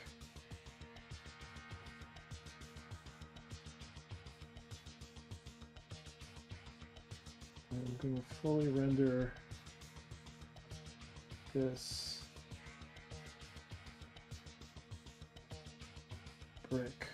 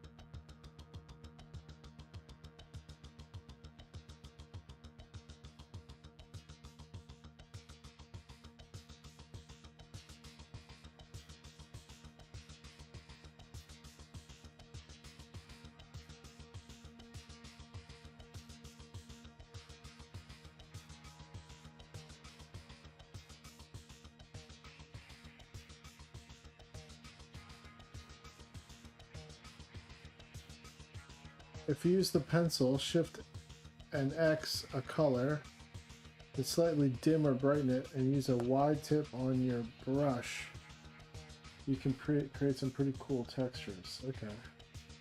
I don't totally understand what you're saying, but I will try to keep that in mind.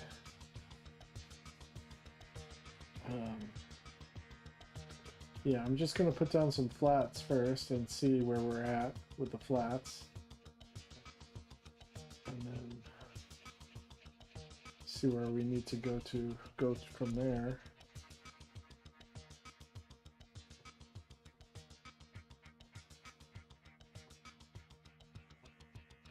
Oops.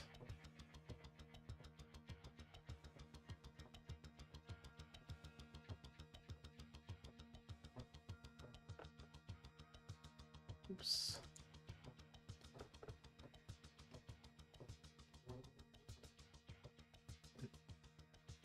On top of the flats. Okay, okay.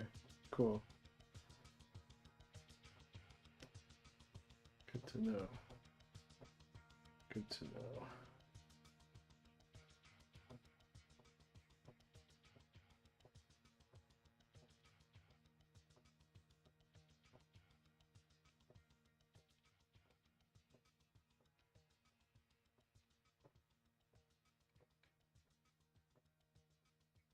Alright, we're going to experiment with some flats right now, I think.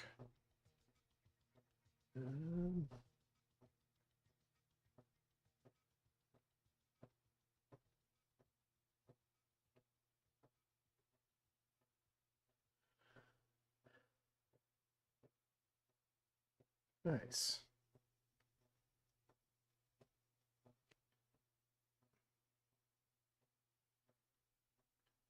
Okay. This is all off frame. Okay, so this is the dungeon wall.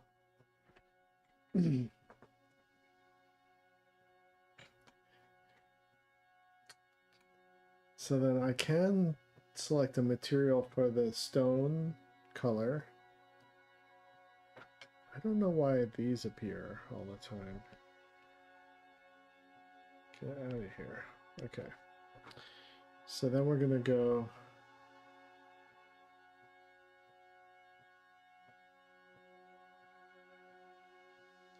We're going to get rid of the reference.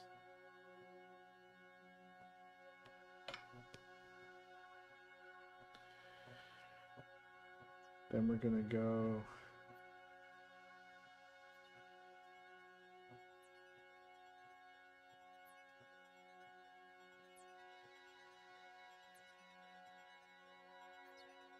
create a material. We're going to call it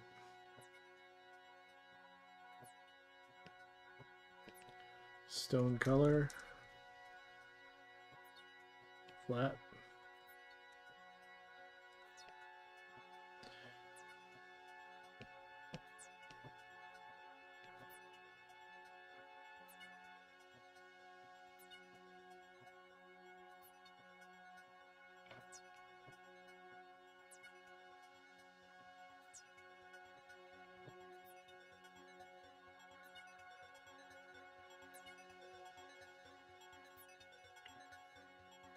Somewhere. We'll figure it out. I'll put in the props.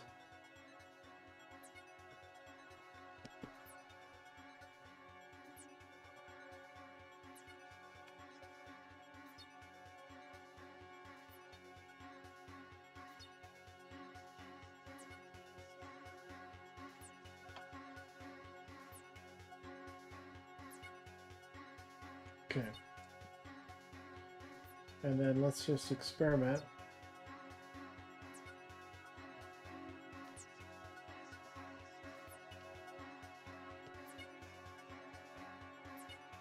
With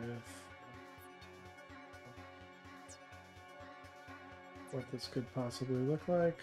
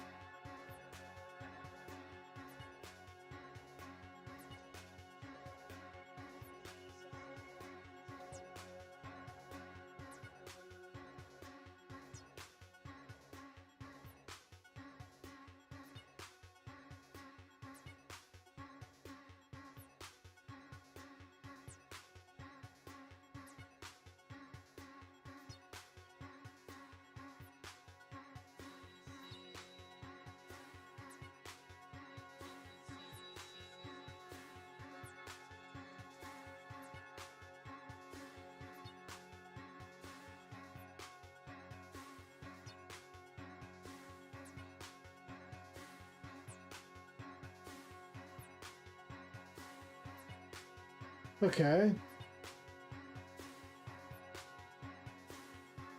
Let me check, let me save my file here. Let me check a render just real quick to make sure.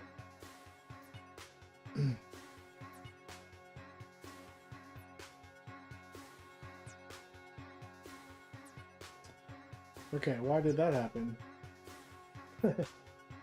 Oh yeah, I had this problem before. I have to make sure the grease pencil is like reacting to the 3D space or something like that.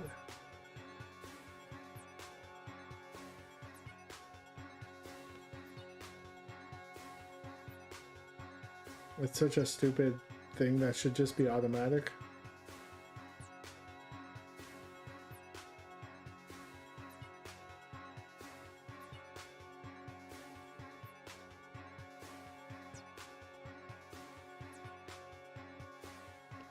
I forget where this goes.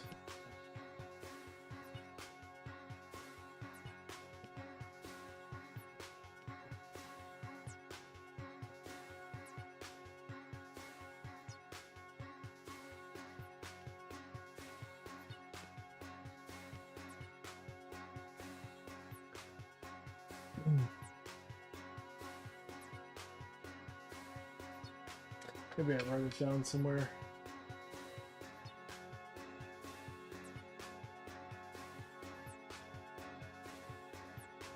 Oh, view layer, data depth. I did write down. View layer. data. This is why grease pencil, you know,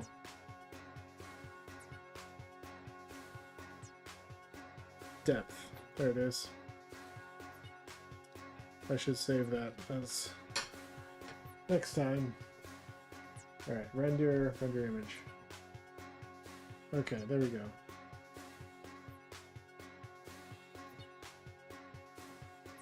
Just want to make sure I'm not getting weird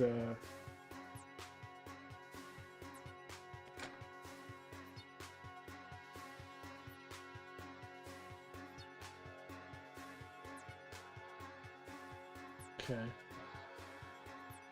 Alright, let's mess around with this color here.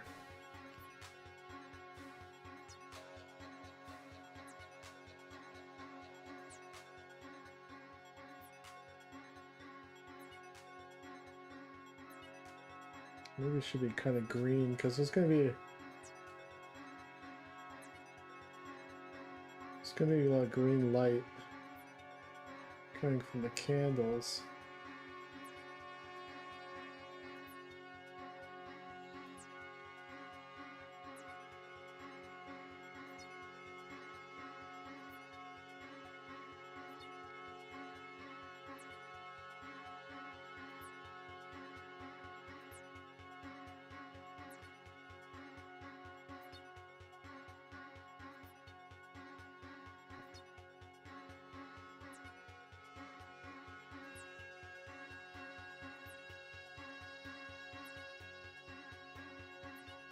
This is a base color.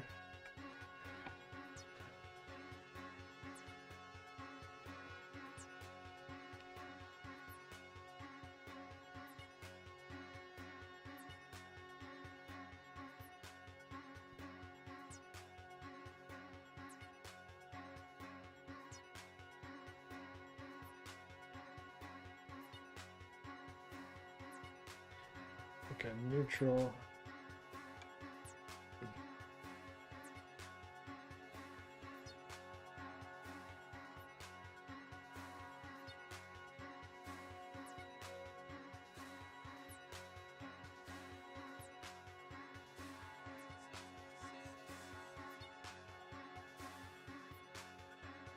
Thanks for the follow. Pre-ordered from Turkey. Oh, hey, thank you, and Salah Dipsborn. Appreciate it.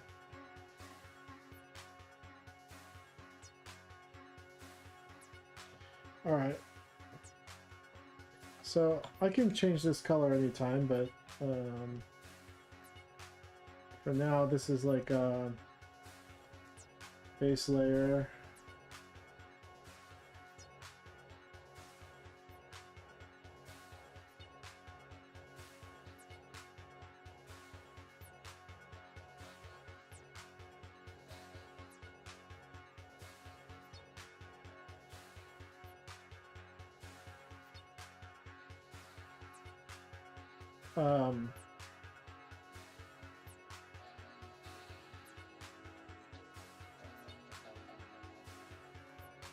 Okay.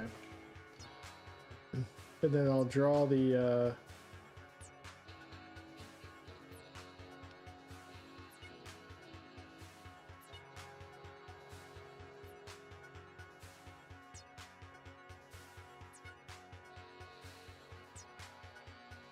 I'll draw the floor. The floor will be part of the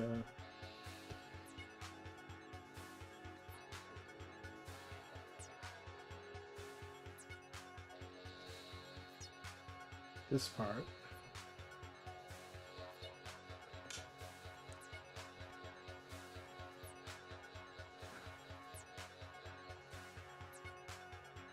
Oops.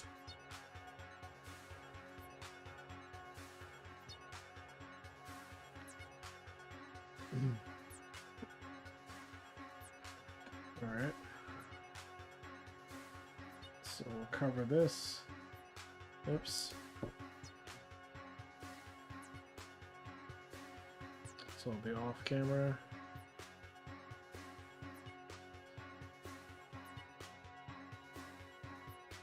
and we figure out what the floor color will be, the base floor color.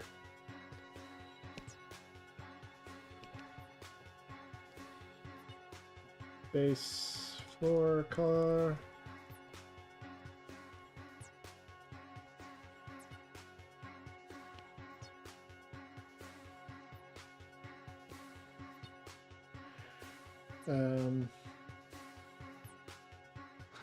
So we'll start with this green,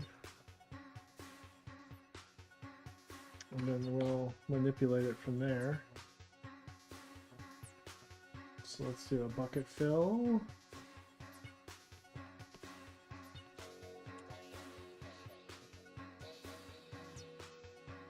Oops, we'll do it in the color layer. There you go. Alright, and then let's figure this out.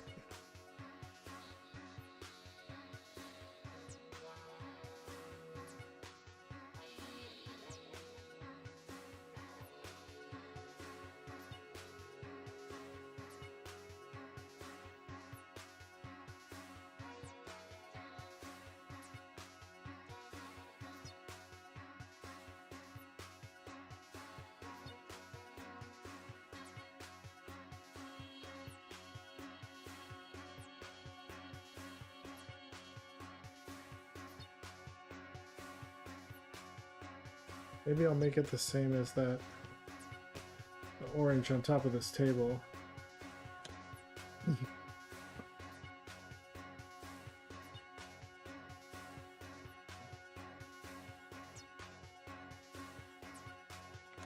Or maybe I'll make it the same as the edge of this frame.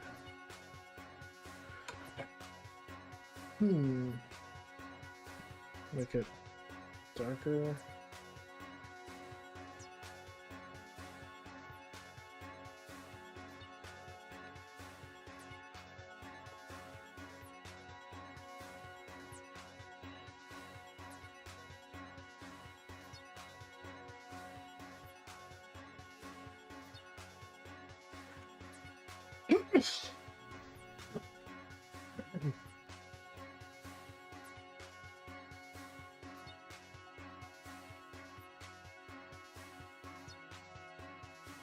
Starts to look like he's in a moss dungeon or something, which could be cool.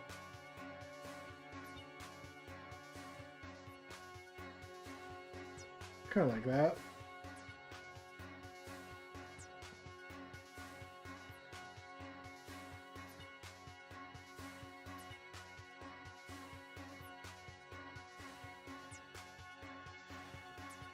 The only problem with this background is that there's like line work and the props don't have line work.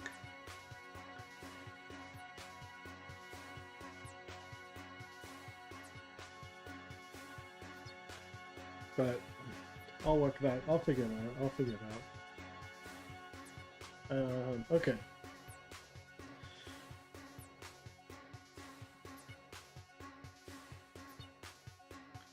So the line work is also kind of sloppy compared to everything else that looks like tight, but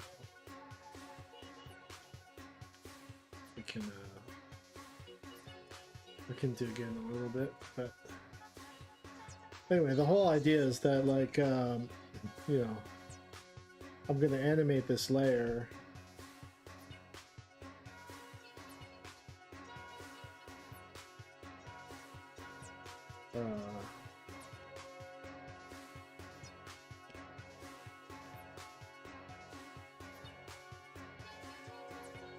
So these bricks fly apart.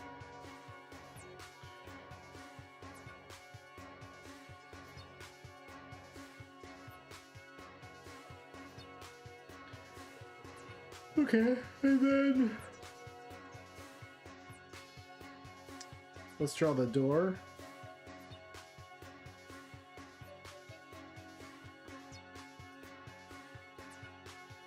Let's draw the door, eh?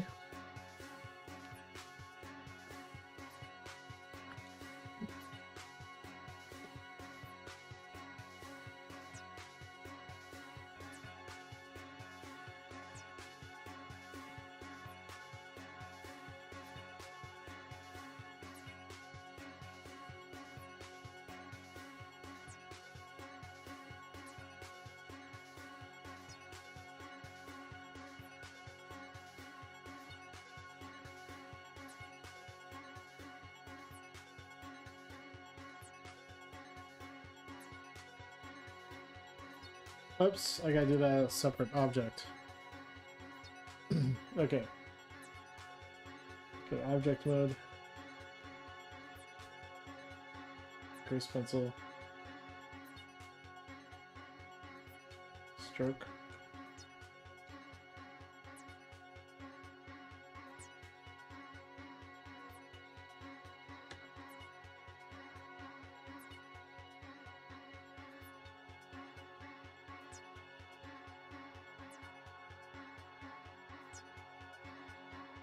Should be fine where it is.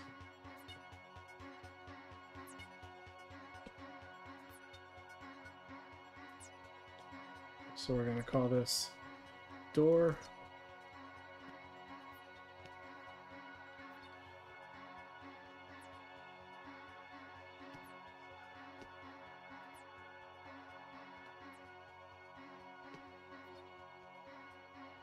All right, now let's draw the door.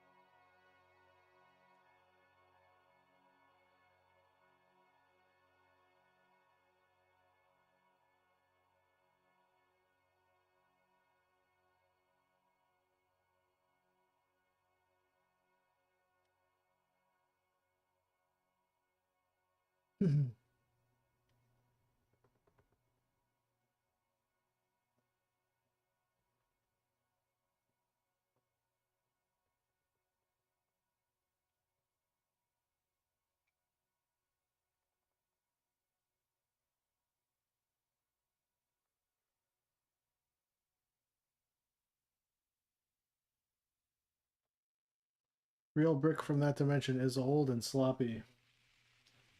Yeah, I can use the old dimension excuse. But I'll go in with a smaller brush and clean up the details.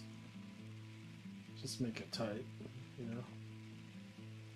Gotta make it tight.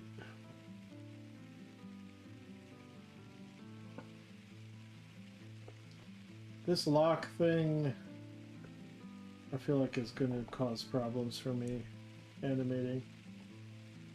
So we're gonna go with an internal lock.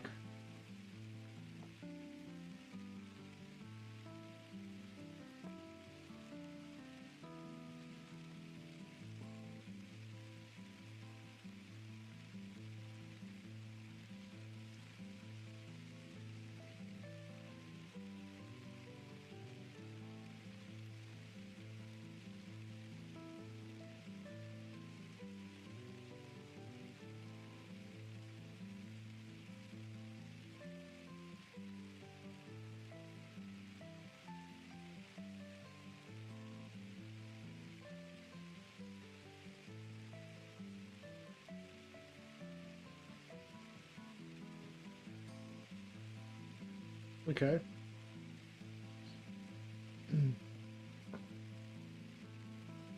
Actually, we can do a little bit of depth on the door too, because it's going to be covered up.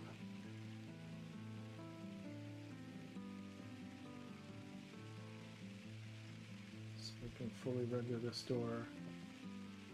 Oops.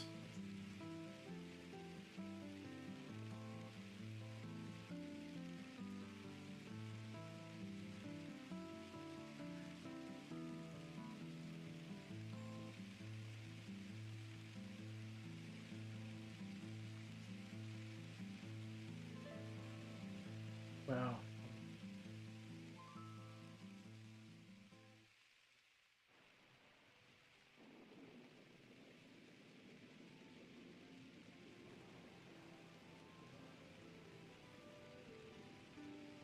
Just redraw it, Jesse.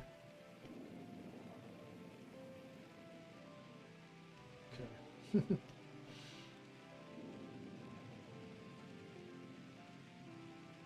Oh man.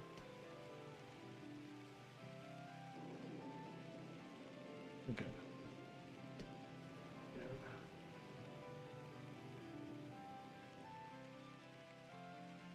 Yep. Yep. Yep.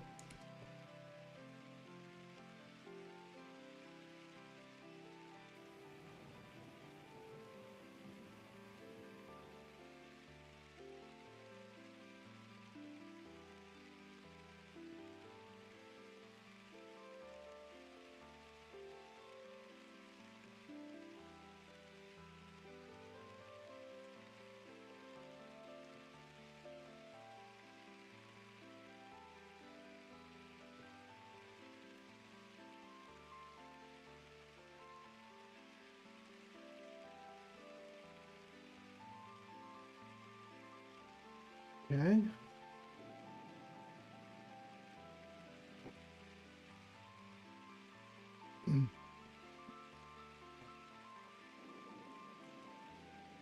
So then let's find a base color for the door.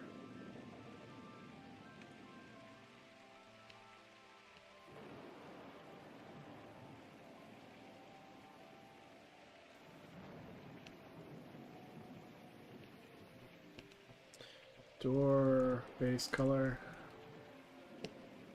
And we're gonna go link.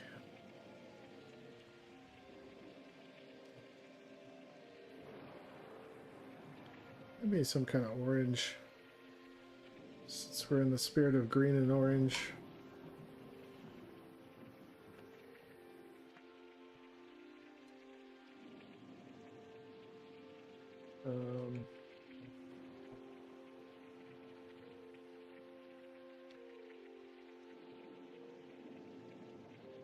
I wonder if it'll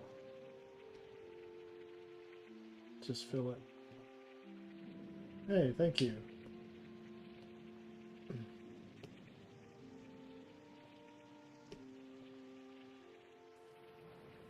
Oops.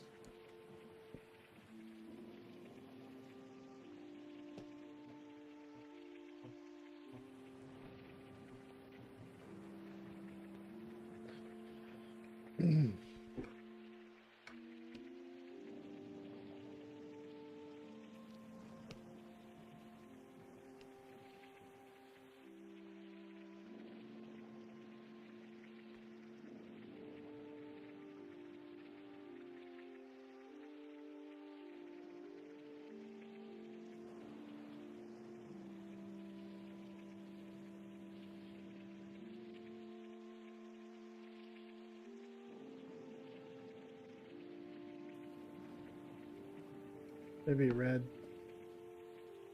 Boink.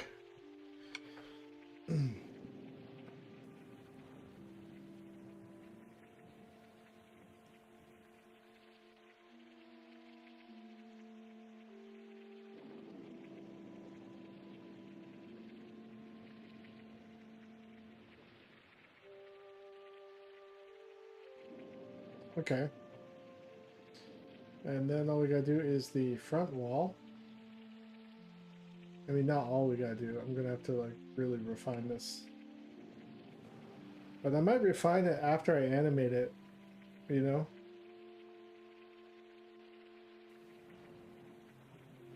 Just leave it pretty flat for now.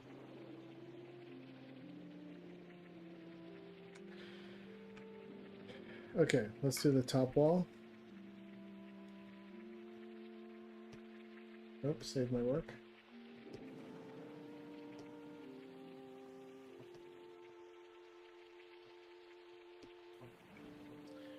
We're gonna call this top wall. And figure out where this goes. Look at that crazy shit.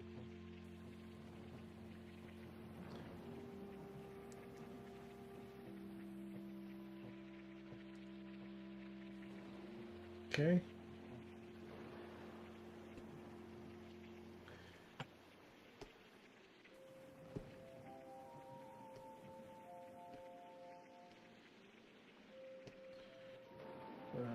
Go back to this. Alright, then we'll just complete this.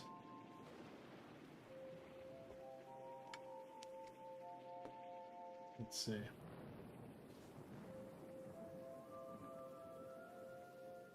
So go like this.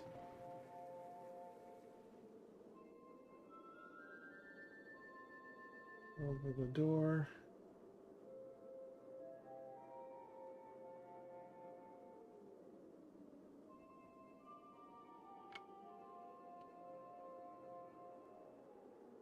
And over here.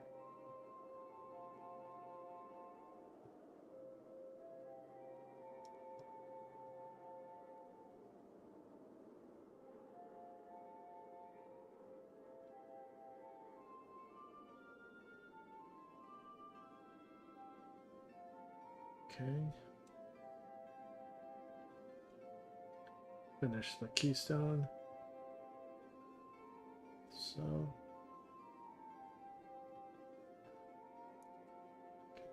Even though it's going off screen.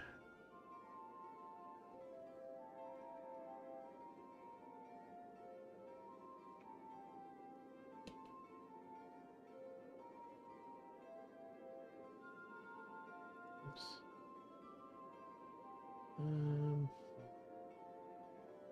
Maybe somewhere around here.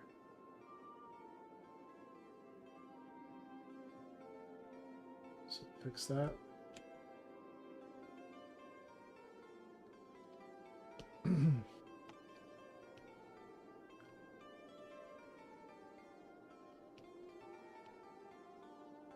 Okay, what the fuck? Okay. Something like this. Maybe. That looks wrong, but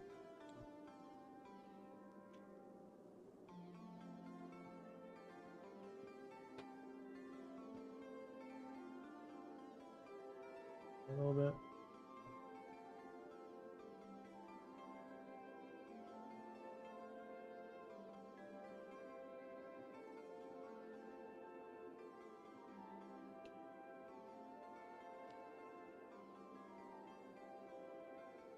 Okay, that might be a little better. All right.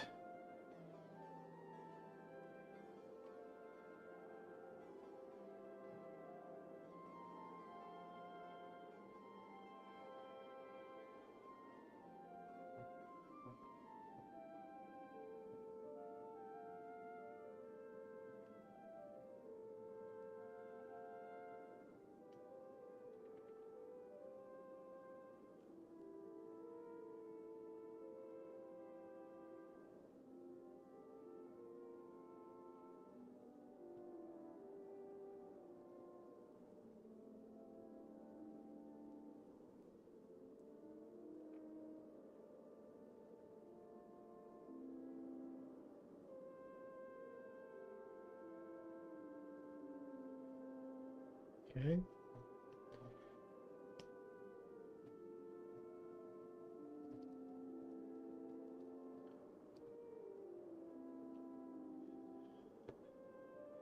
This will make sense soon. Hopefully.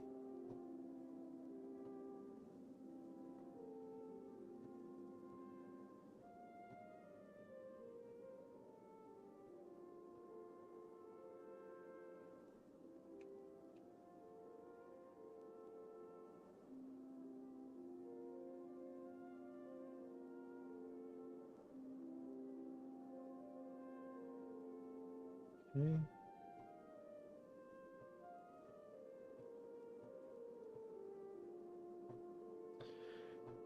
go in with the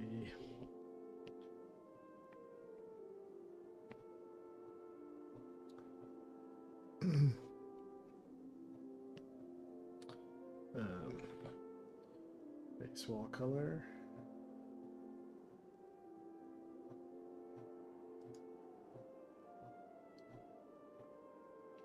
Switch to fill. And then we'll go, oops, into the color layer.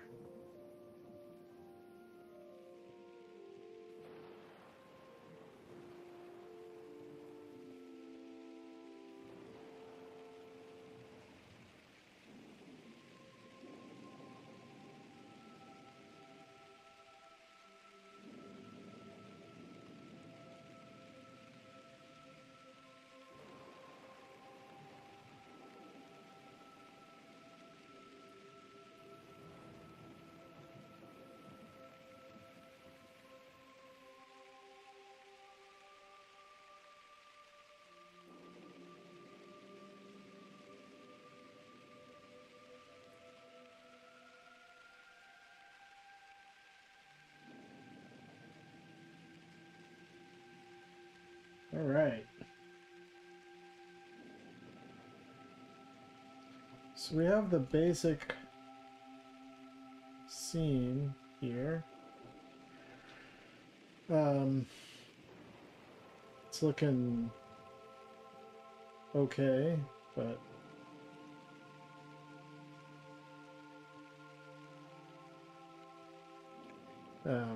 and then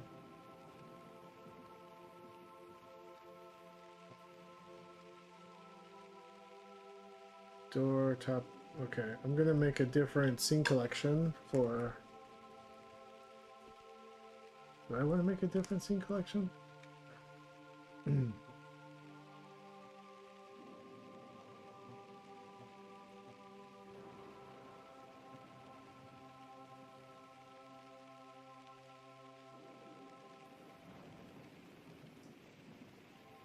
Whatever, I'll worry about that later. Alright, I'll take this out because I don't need that.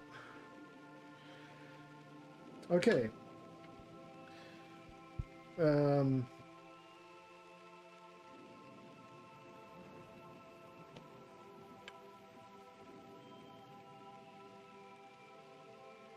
So leave this guy in front.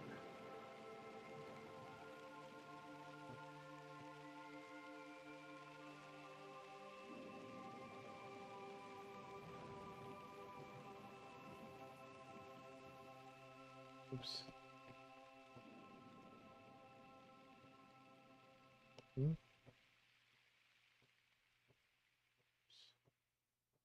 So this guy can go here.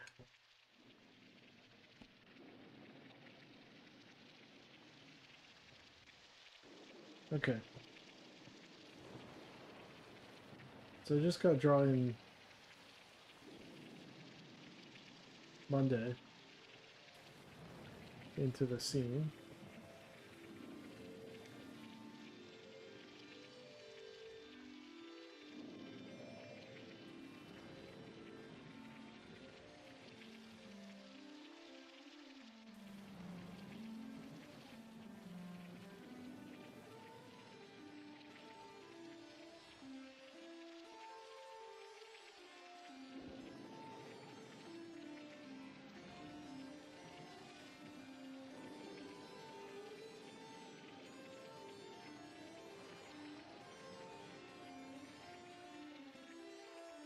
Thanks, Glitch Cat.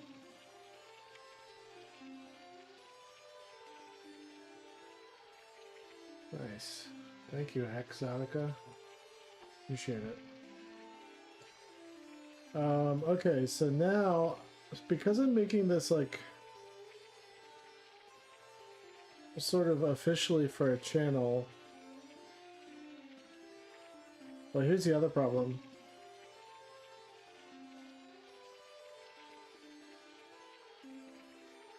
Let me figure this out.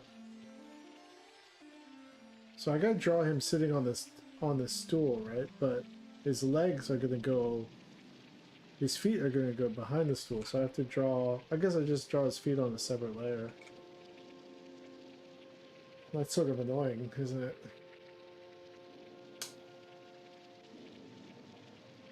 It's just the way it goes.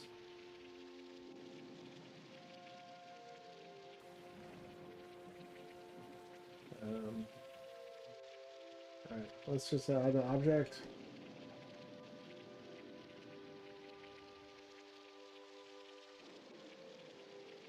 What am I doing? Grease pencil. Strokey.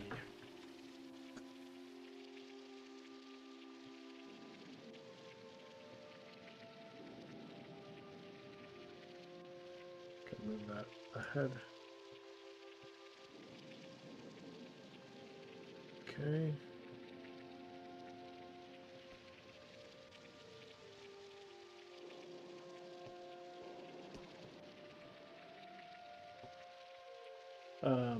The thing I have to worry about is, do I put him totally on model, like color-wise, or because this is just a little bumper, like who gives a shit? You know?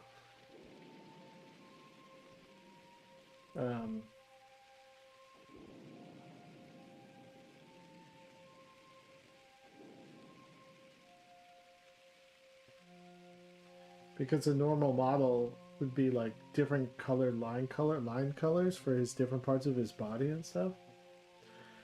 But I think I might draw him the same purple color as the stone so that there's some unity in the scene. You know, that might be a good idea.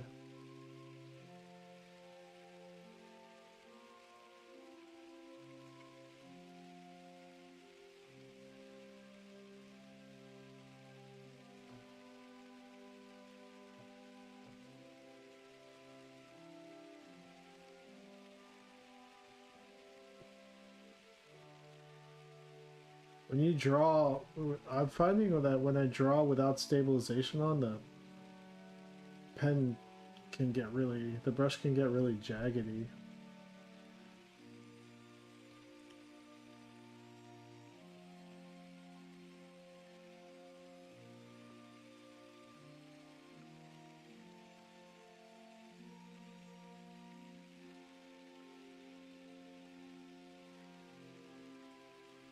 Isn't that interesting?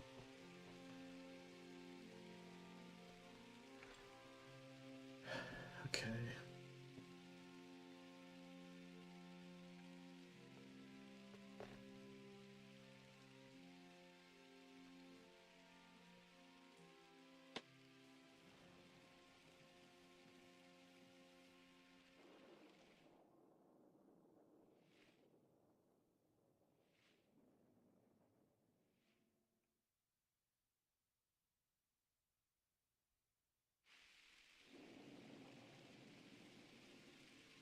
Okay.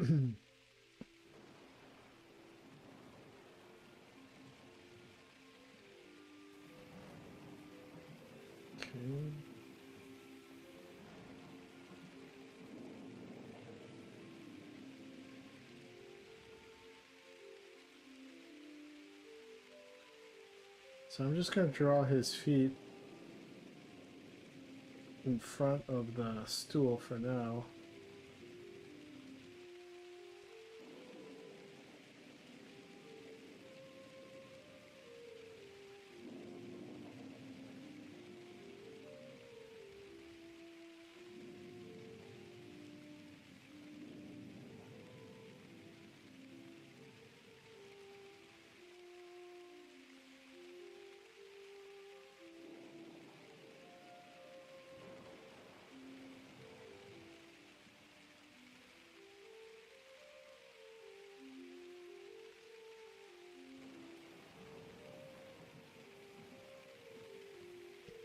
So I just can not have to worry about, oops,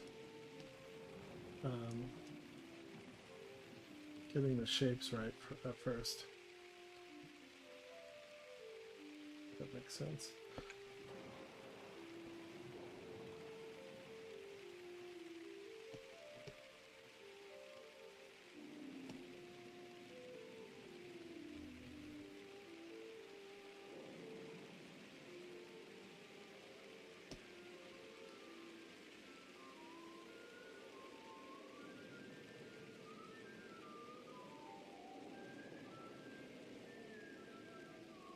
Strange Handager.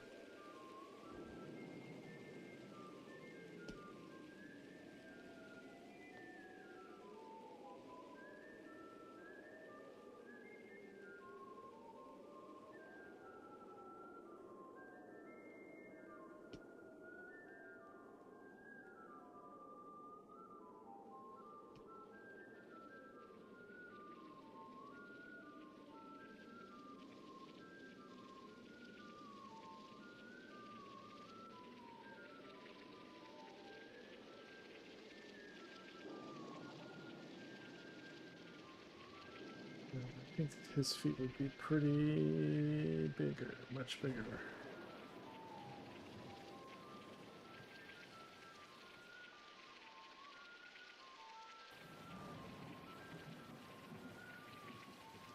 So down here.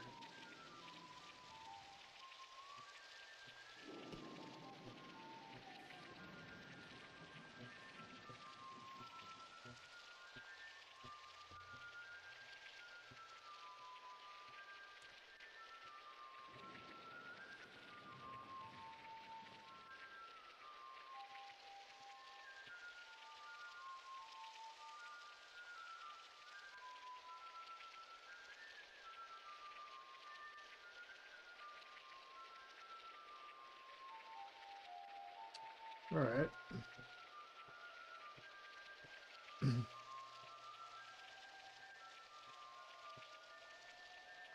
So then we're going to call this Monday top.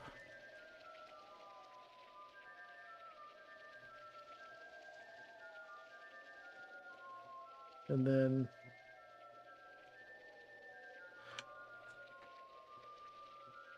I guess what I'll do is I'll just copy paste those onto another object as another object on the bottom below the stool. You know?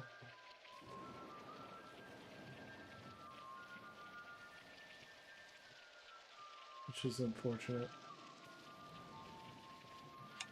Okay, so we'll do that. Object mode. Grease pencil stroke. And we'll move this behind the stool, but in front of the rug. That's annoying.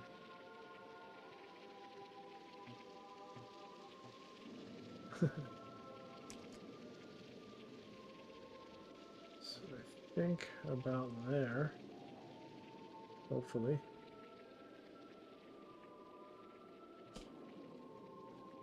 Let's see.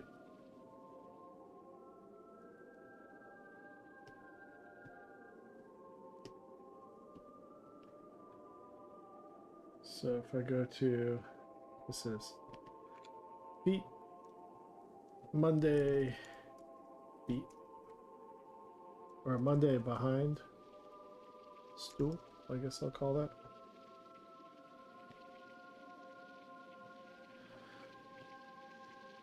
Alright, if we go to Monday top, go to edit mode, just gonna copy these strokes.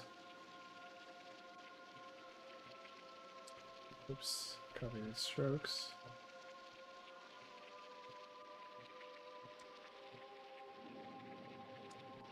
Copy.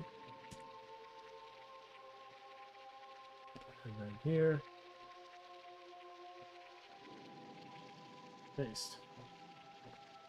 Go to draw mode. There you go.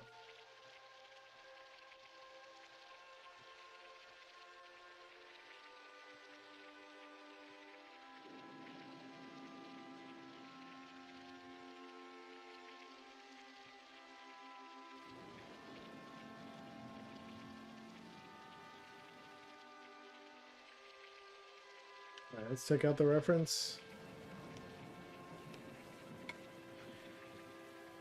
All right, there's my boy Monday sitting at his little meditation stool.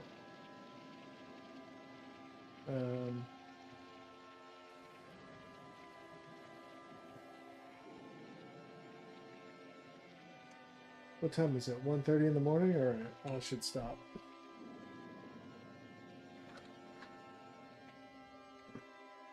All right, so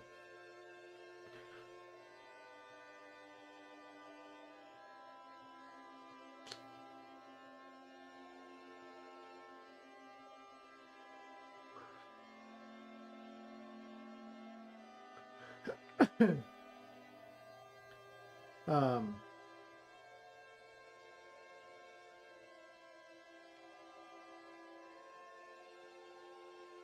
well, I set up the scene. I haven't set up any shadows or anything like that. But I think I'm going to animate the scene first before I get ahead of myself and start doing weird special effects and stuff.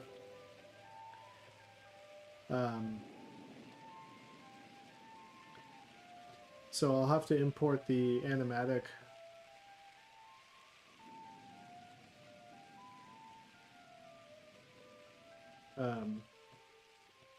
So I'll do that next time. But anyway, thanks for hanging out, everybody. Streamed for like almost 3 hours. Take it easy. See you guys next time. Bye.